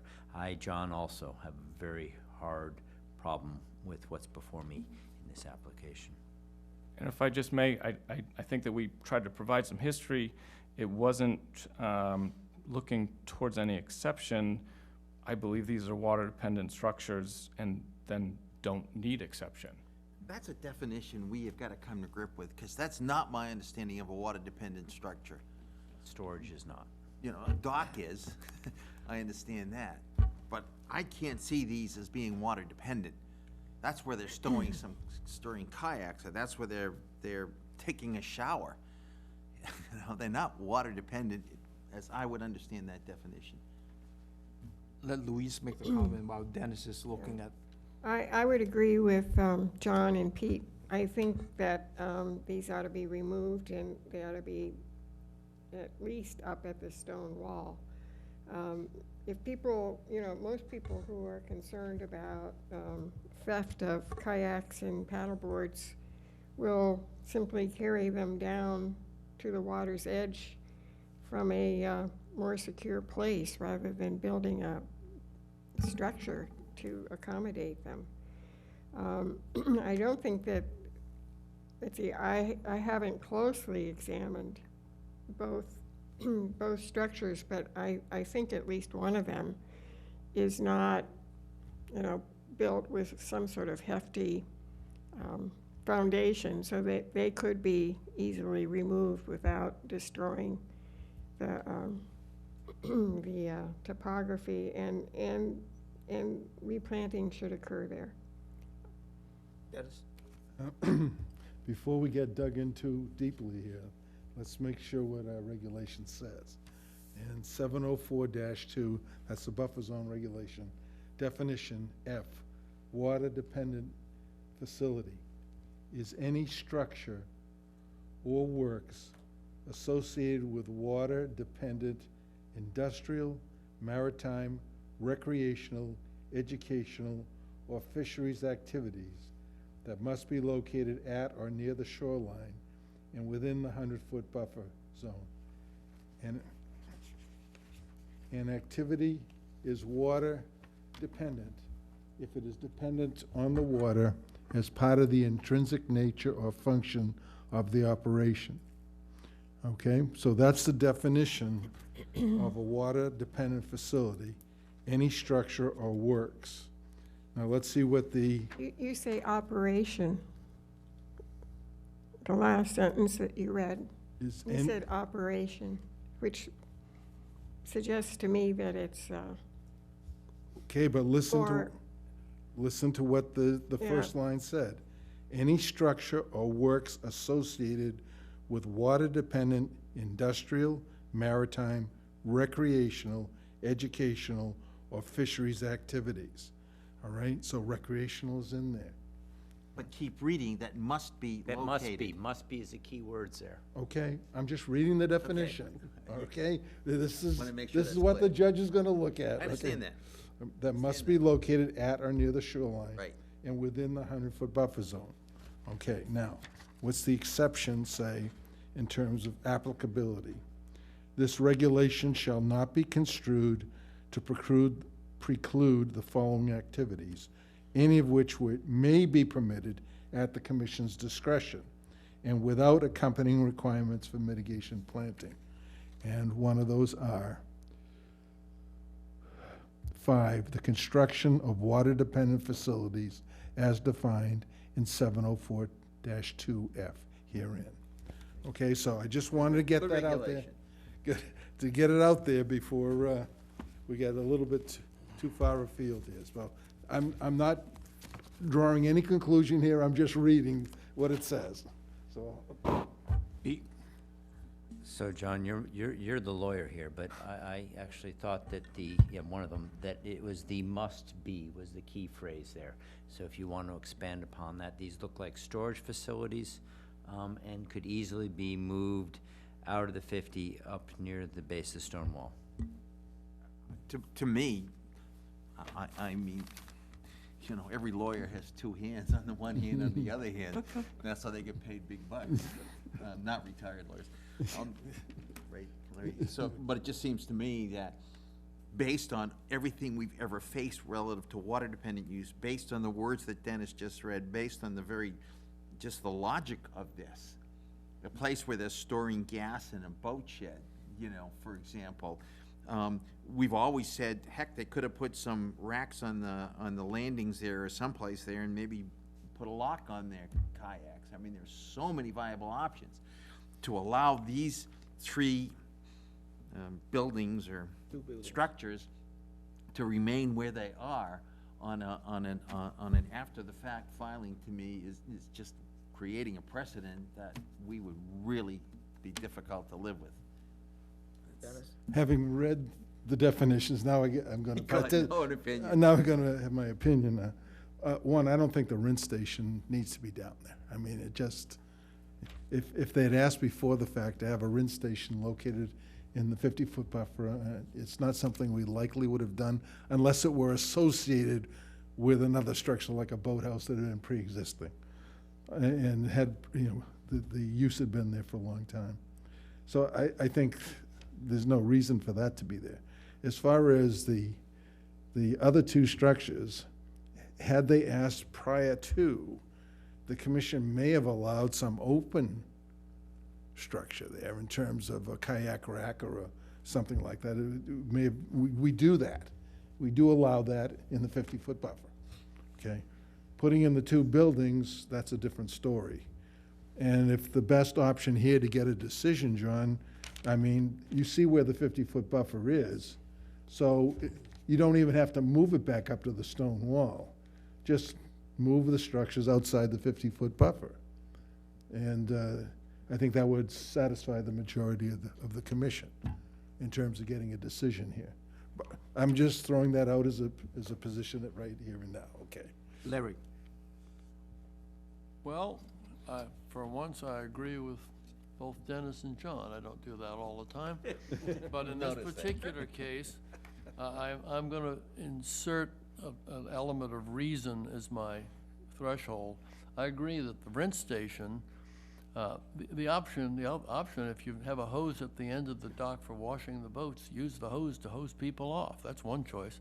But the rent station probably is the weakest part of this request because it could be located closer, and I presume the water line comes from the house to water that. The boat shed, the strongest, the most vulnerable aspect of that, in my opinion, is the fuel that's stored there. Mm-hmm. And if that's the case, and I didn't look, I looked, and George and I were there today. We looked at the paddleboard locker, and it was easy to open because there's nothing in it. But the boat shed, I didn't look inside. If the gas could be either brought closer to away from that area, or if it could be double secured in some sort of a container, in addition to the oil container, that's a possibility. But those are kind of really obscure conditions that are really not something we should be managing. The ease of relocating this is another matter because this is wooded on both sides and there's a slope going down and a slope coming back up.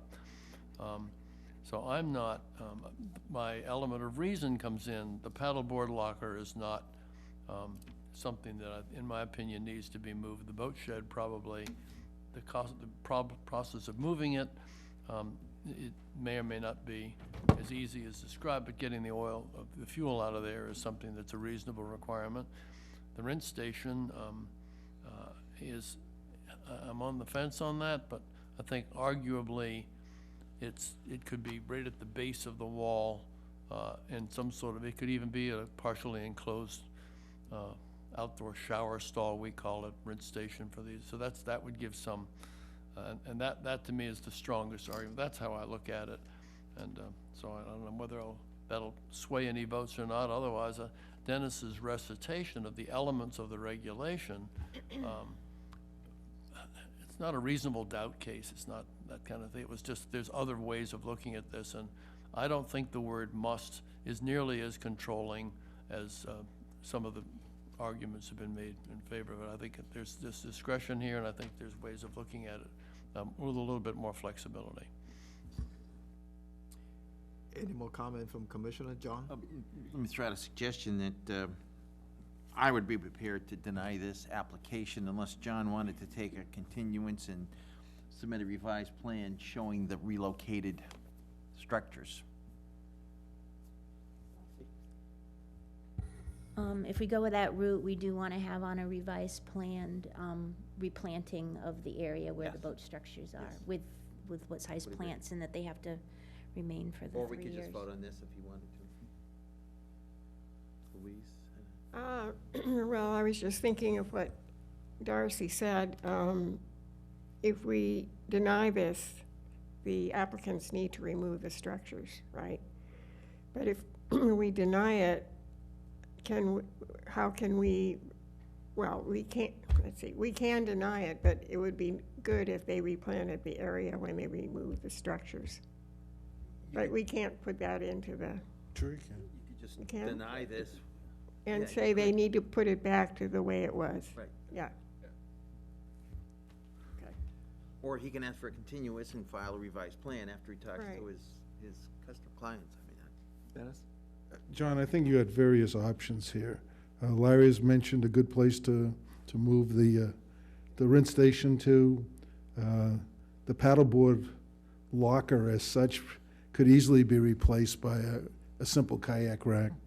And the proper place for a boat shed could be determined on site, possibly outside the 50-foot buffer. I'm not dismissing the property owner's concern about what has happened here. He's got a very long boardwalk down there, and, it is a long ways from the building to whatever is stored down there, and he's obviously had problems. The unfortunate part is that he didn't consult with the commission prior to doing all this, and instead just went ahead and built all this stuff, which we normally wouldn't approve like this. So my recommendation to you is to take a continuance and consult with the applicant and see if, what sort of modifications you could come up with. Yeah, absolutely. I think would need to go back to the clients and reiterate these concerns to them and see if we can't come up with a solution. How much continuous do you need?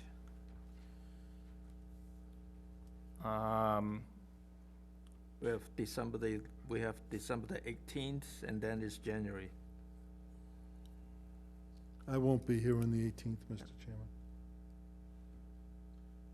Not that that's a determining factor. Well, why don't we start with the 18th, just to see if we can't clear this off all of our desks quickly, and if it's gonna take more time with them, we'll be sure to get in a continuance in advance. motion to till continue to sometime. December 18th? Second. All in favor?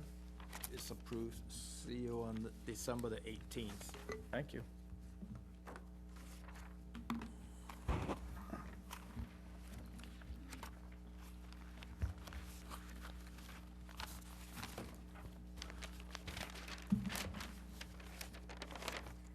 The last NOI, N2C Trustees, 90 Magnolia Nominee Trust, replace sapling between the 50-foot buffer zones and retaining wall with native shrubs, maintain height of trees in view sheds by plotting between the 50-foot buffer and the broadening vegetated wetlands, maintain pedestrian access along the Newland Streets at 19 and 45 Magnolia Avenue, Sandyville, as shown on the Assessors Maps 226, Parcel 142 and 143. Good afternoon. Good afternoon, almost evening now. Arlene Wilson, A.M. Wilson Associates, for the applicants, the Tachis. I've met out at the site with Darcy, and I hope you all have a revised plan that narrows the view shed. If you don't, I'm sorry, what date do you have? Oh, that was via email? from I didn't print the that out. I didn't make copies, I was so busy Yeah, with okay. lack of. Then I guess we don't have it. I did send it out, I had Claudette send it out by email, so. Oh, she have extras. Thanks for bringing that on.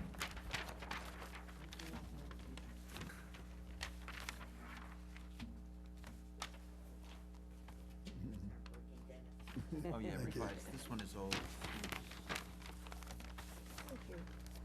Got one.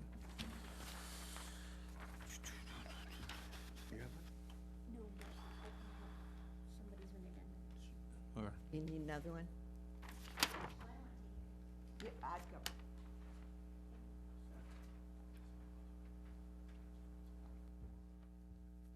one. Okay, so ironically, this is the house that overlooks the place where the new electric cable is gonna come ashore. Right. Which may actually help them with their view shed problem, I suspect. So what's happened here is that the Tachis have owned the house for almost 3 years now. And the area around the path is their existing path, which runs out to Magnolia Avenue below the wall, has been managed fairly well. There are plantings near the wall, and then there's been some clearing that's happened with the benefit of permit, and that path is a nice little walk through the woods down to the road. What the Tachis would like to do is to try to maintain as much of their view over the back of Covell Beach and out to the water as possible. They understand this is a difficult problem because the area that's going to give them the most difficulty in the future, they don't own. You own it. So that what they want to do is try and hang on to their view sort of as long as they can. What we are proposing is between the existing retaining wall and the 50-foot line, which was staked in the field, is to take out the saplings that are invading in that area and replant with native shrubs that have a mature height of around 6 feet. So they'll grow up to the height of the top of the wall, maybe a foot higher, and then won't be a management problem. We'll just plant them and forget them essentially, except to keep them clear of any invasives. Between the 50-foot line and the BVW edge, which is about halfway across the paper road, Newland Street. They own halfway into that private paper road, is to pollard the trees that are in that area so that they continue to be trees, but we manage their height. So what'll happen is that at about the 5-foot level, about my shoulder height, they'll take the major branching at that elevation and cut them back so that they bush out at that elevation. And then every 2 or 3 years after that, we'll come in and trim them back. What that will do is give a very dense but low canopy, good for songbirds and other birds to hide in from raptors that frequent the area. It'll keep the ground, keep the shrub cover on the ground layer, so small mammals will also have some hiding space, but that'll be because of the existing shrubs in the area, not because we've cut the trees back down to that level. We've moved the easterly line of the view shed in about 20 feet, so instead of being about 90 feet, it's closer to about 70. There's a stand of relatively mature oaks and cherries in the area between that line and the existing path. It is not our intention to do anything with those larger trees. So I'd be happy to answer questions the commission may have. Louise?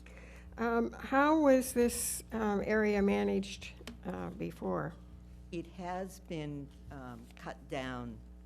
The previous owner had apparently cut it sort of to coppice level, so. Or top the trees?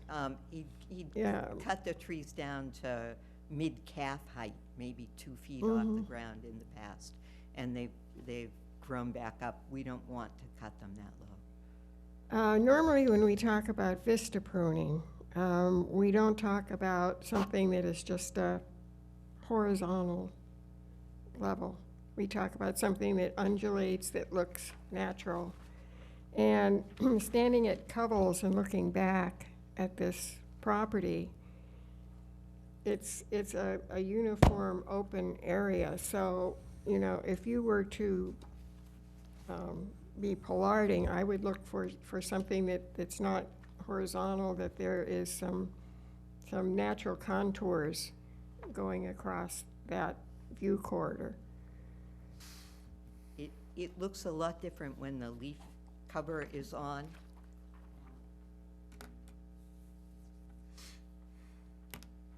Okay, well, I'm looking from Covell's back. And I see a horizontal line of the tops of the branches. We'd be happy Does look to. very different today. Does. We'd be happy to try and give it some undulation, Louise. I think the trees that are in there will probably encourage that, because the major branching for those trees is at slightly different heights. I think a lot of what you see looking back,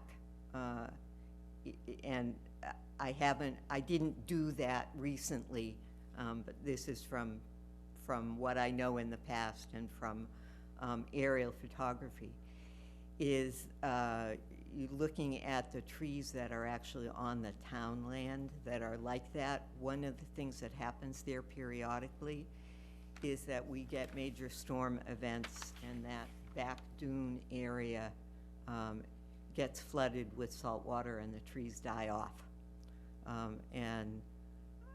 That's happened probably 3 times in the 35 years that I've been in the business here.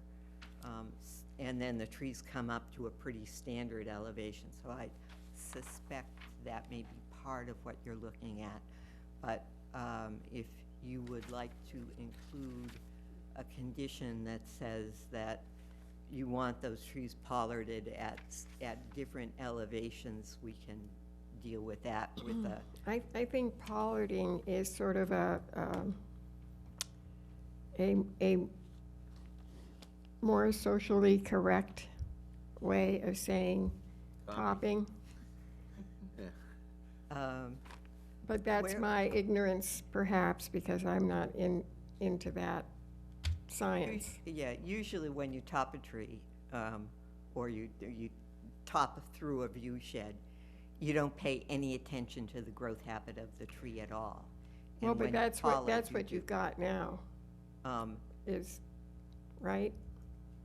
Well, that hasn't happened at this site for at least 6 or 7 years, Louise. Was done by the previous owner. There was some intercession by the commission when that happened.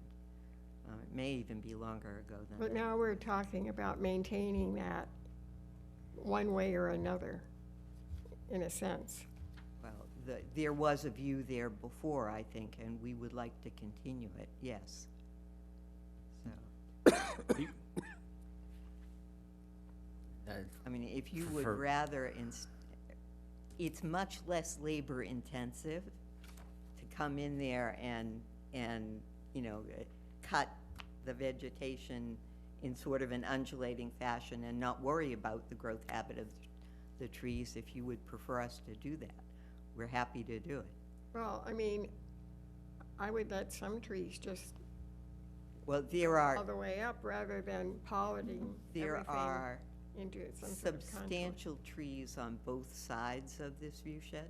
And he's got he's got a little bit in excess of 420 feet worth where there would be a view of the water, and the 80 or 90 feet in the middle is the area that's substantially controlled, let's put it like that.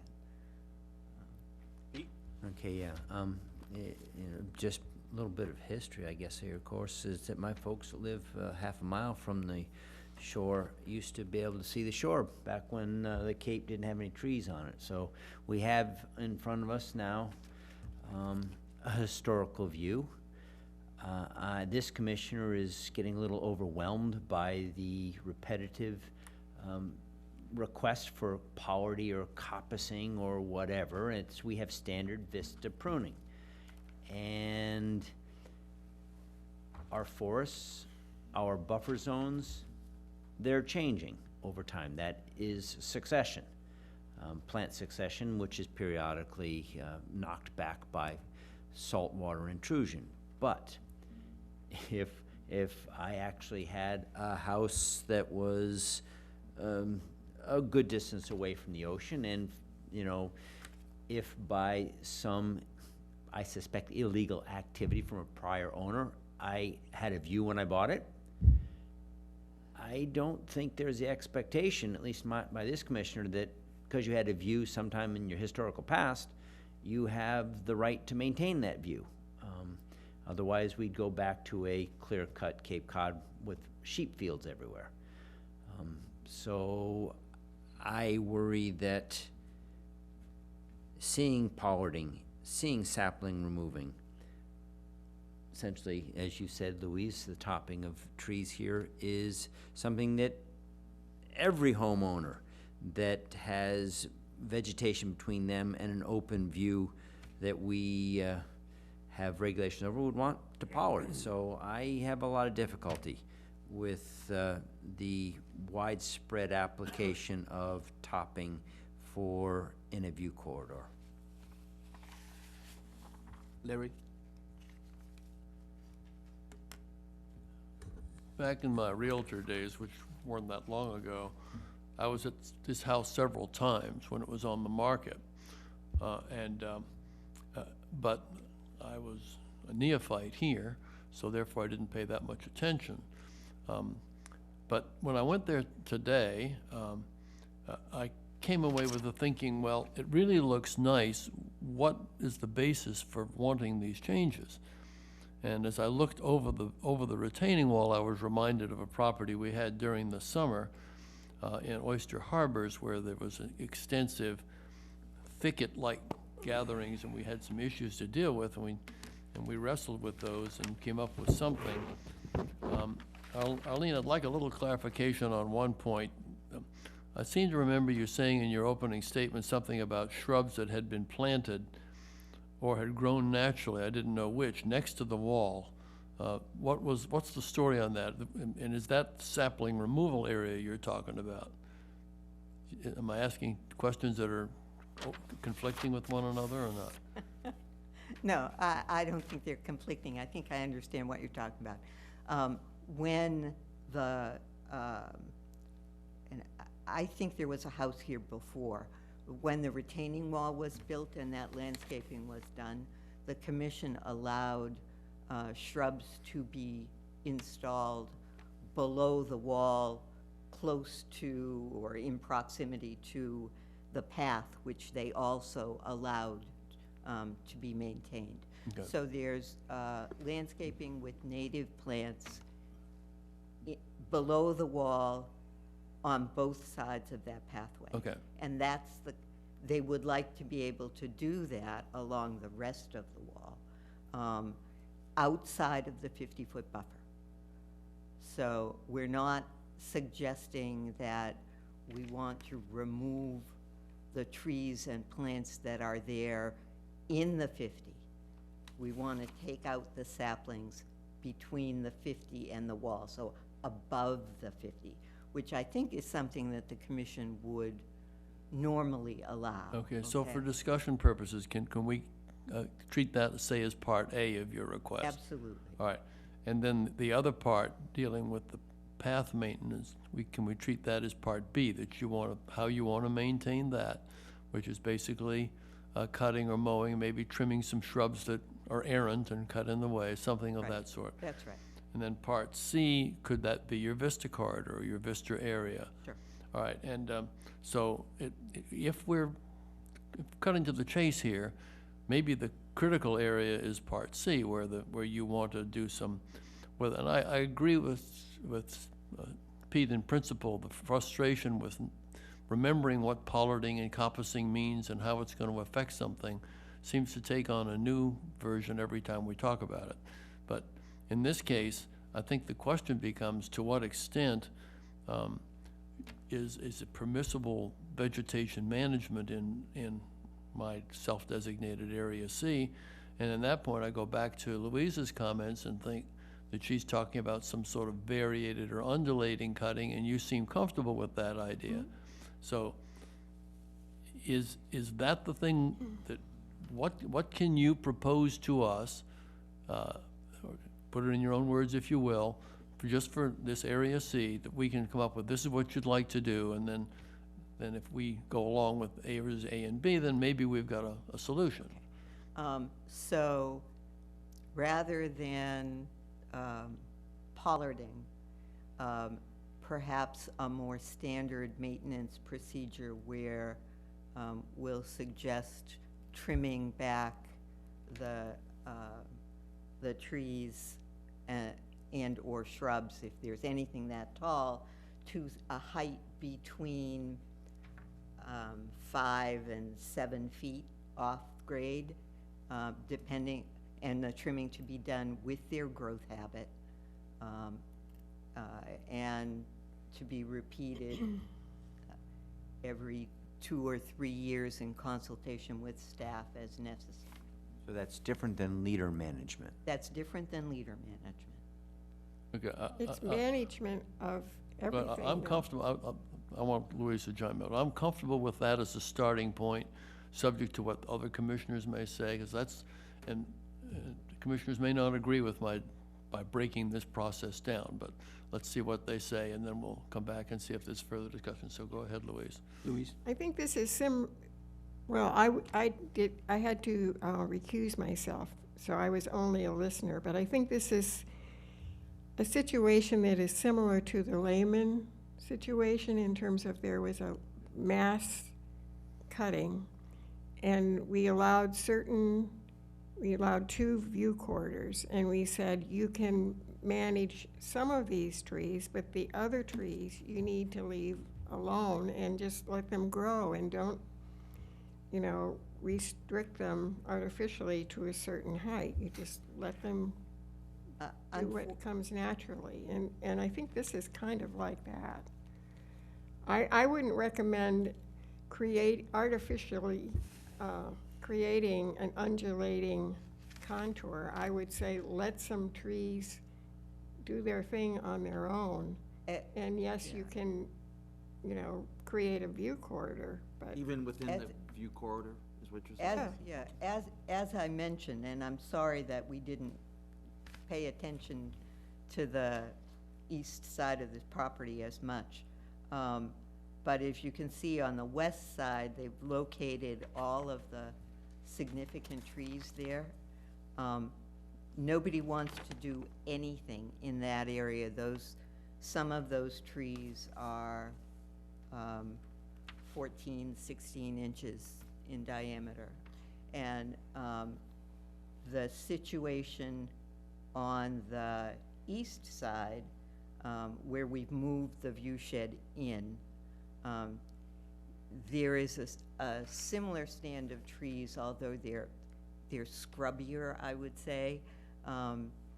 There's a higher component of cherry, but there are trees with stem diameters of 8 to 10 inches, and there's no intention of doing anything with those significant trees either. But that's appropriate, because they're outside the view corridor. Yes. Well, there would be a view there except for those existing trees.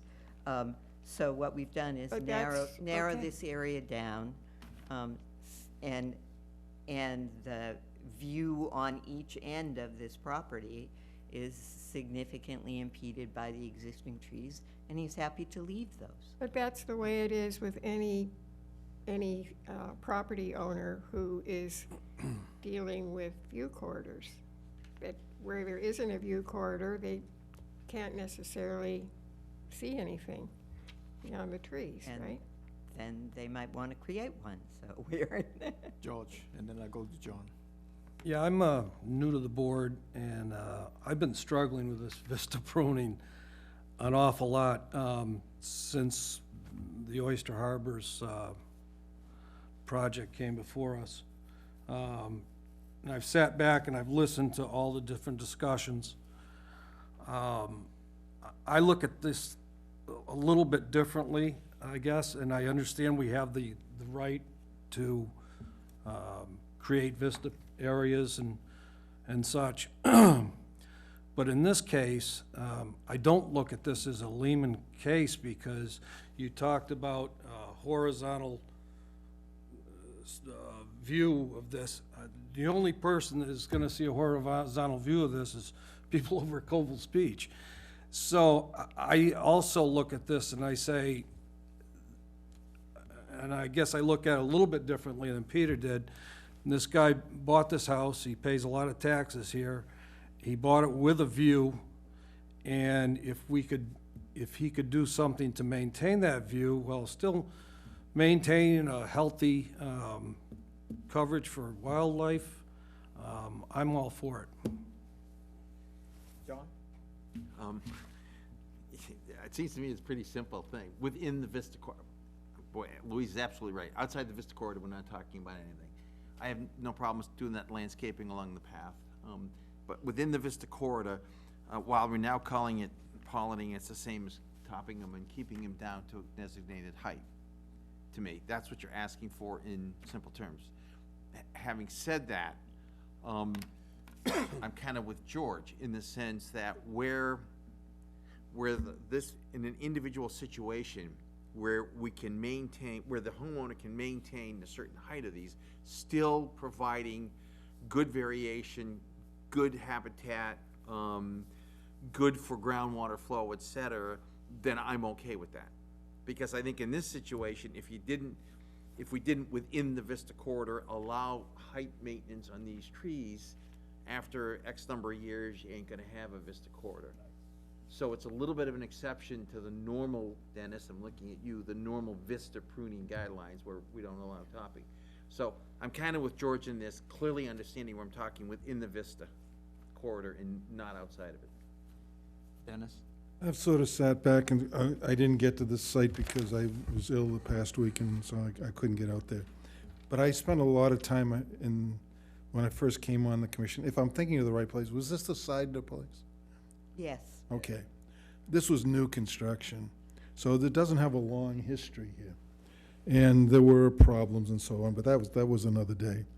And so at some point, apparently he decided to improve his view by going down here and doing some cutting. The That what you- present owner did not. No, I do don't, that. no, Yeah. the previous owner. I don't. It seems It's so. clear from looking at it That that these something in- trees have been cut back before. Right. I assume it was the prior owner, but who knows in Right. reality who did it. All right. We allow people to have a vista where a vista is possible.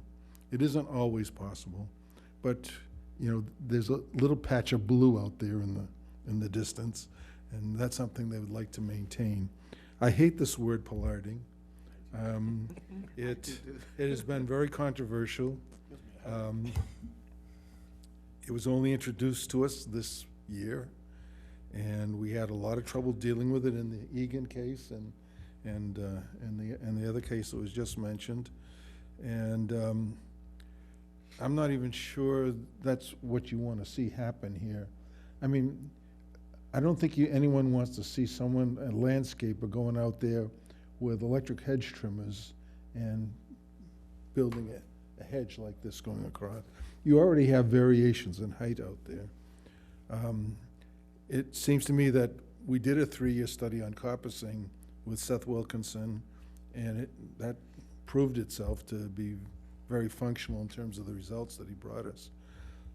So I don't know what to call this, but I hate the word pollarding on this plan.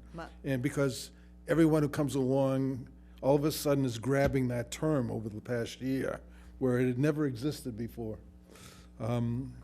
We don't like topping.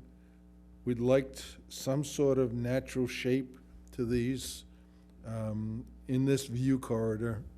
And I don't know the best way to manage that, except I think you really need someone who really knows what they're doing. And that's not the average run-of-the-mill person. Whether it's a certified arborist or it's a certified ecological restoration practitioner, somebody better than the average lawn care guy who's just gonna go in there and hack this place to pieces. I don't know We how to do understand. that, John. That's fine, maybe. What about if I can? Yeah, John. Going back to something, Larry, you know, it seems to me, and again, if you go out there and look at these, if you said that you would be allowed within the Vista corridor to maintain the height of these in an undulating Undulating. fashion at a height between 6 to 8 feet or whatever is reasonable, under the control of a certified arborist. Something like that, to me, would be acceptable. 6 to 8 feet ain't undulating, let me tell you that. You can hardly tell from 20 feet away whether something's 6 feet or 8 feet. The only way I'm gonna potentially go along with this, cause I'm just seeing this all up and down our coastline, is to have some management of this view corridor. And that undulation is not 6 to 8, but it might be 6 to 25. And with a leader management of a couple things in there. Because as soon as you say the entire spread is open vista, that's no longer vista management. That is cut, clean vista. And I'm gonna see that all up and down our coastline. So that's my worry. If we have viable trees here that can be leader managed while still providing a view and clearing some of that denser undergrowth, then I could go along with that. But outside of that, I'm gonna have real trouble with I that. don't think undergrowth was an issue in this. No. But it really isn't. coppicing In this one. generates, Yeah. coppicing generates undergrowth. What I'm saying is the undergrowth was not a question here because of the height. It's the tree And height. and it may be somewhere else. If I might, I understand your concern with the lack of differential between the top and the bottom.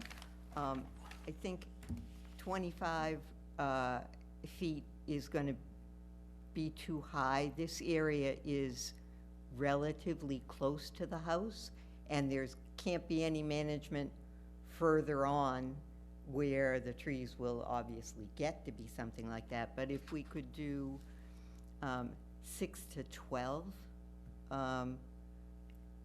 in terms of management in this area, we're only talking about something that's 30 to 45 feet off that wall.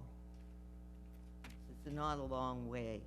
You get a 25-foot tree in there, or let them go to 25, it's going to be difficult in terms of management in the first place, and it's going to significantly impact that view because it's too close. The further away you get, the taller they can be without being a problem. Doing the work under the supervision of a certified arborist and in close conjunction with staff, we're fine with all of that. Ossie? I would also recommend that we have a condition that states, if we go this route, that we have a letter from the actual company that's been retained, the certified arborist, and that any change in that party would have to come back for review by staff if they're switching to another certified arborist, just so we can keep track of it, so we know who is actually the company doing the work and we can call them when needed. Tom, can I just ask, what is out there in this, what is the vegetation? Are there invasives out there? Or is it shrubs of various kinds, trees of various kinds? What's out there? It's predominantly mixed oak and cherry in this area. Beyond the little wetland, there are some red cedars. I think there's a couple of pitch pine, but we can't do anything with those anyway because they're not on our land. So where there are evergreens between this site and the beach, those evergreens will stay. This is mostly deciduous. And the answer to your other question is there isn't much here by way of invasives. We're not going to be going in there to do overall clearing and replanting, for sure. Larry? Can you try a motion and then see? I've got one quick comment. I'm sorry, Larry. That's all right. I'm gonna come back to George's position, which mirrors my view of it. And I'm also, I don't know where John is on it, but, I think there was some sense of reasonableness again. This is my night to be reasonable. And in this particular case, I think we've defined the area, we've limited it clearly dimension-wise and composition-wise, and I'm comfortable with that. I'm not out of no disrespect for the other views, this is the way I look at it, and I think that would be not, and I think the height, if we start being overly precise on the height, then we're micromanaging. Is that what we want to do? Not me, I've been through that. So anyway, those are my thoughts on it. If I might make one other suggestion for something we can do that maybe will make people more comfortable, because I know these things have a tendency to creep, and that's always been a concern of the board. Darcy is aware that this gentleman has put in some property line markers on his beach lot, because he's got a lot that runs down to the beach. He used lengths of 4x4 fence posts with a finial top, just you know, unpainted, unfinished, that stick up from the ground about 2 feet. And we could certainly place those along the edges of the view corridor so that people know the area within which they can work. And we can put a couple of those also within the view corridor along that 50-foot marker, so they're not taking things out that they shouldn't take out. I think that would be helpful, but I kind of sit back and listen the comment stuff. I don't like the word plotting, period, because We'll it's take it off the as- plan. Nobody Because likes it. basically, it's like, you know, can we clear cut? You know, I like the idea that Dennis is kind of mentioning about compassing. Can we do some selecting compassing rather than clear cut the whole thing? So that's Dennis. All right, let's see what we can do with this. I would move to approve the project as submitted, subject to the following. One, another revised drawing, removing the word pollarding area and putting in management area, all right, for better or worse. And say that the commission would allow this management area to be managed by a certified arborist using best management practices to control the height of deciduous trees only from a maximum of 6 to 12 feet. We would be requiring that to receive a letter from that arborist if he were no longer hired or working for the property owner, and that would go to staff, so they would find out who the replacement certified arborist would be. Is that right, Darcy? Yeah, well, first you would need the letter of who it is they retained, and Yes. then the special condition would read, any change in All the right. contractor would The way be- you said it is better than what I was struggling with. Also would accept the offer of markers along the edge of the view corridor and along the 50-foot. In terms of best management practices, we would allow the certified arborist to make those decisions, but we would encourage things such as coppicing or leader management or trimming, selective trimming, in order to get the view to be sustained in this area. That's my attempt at a motion. Second. All in favor? Oppose? 5 to 2. Thank you. Thank you.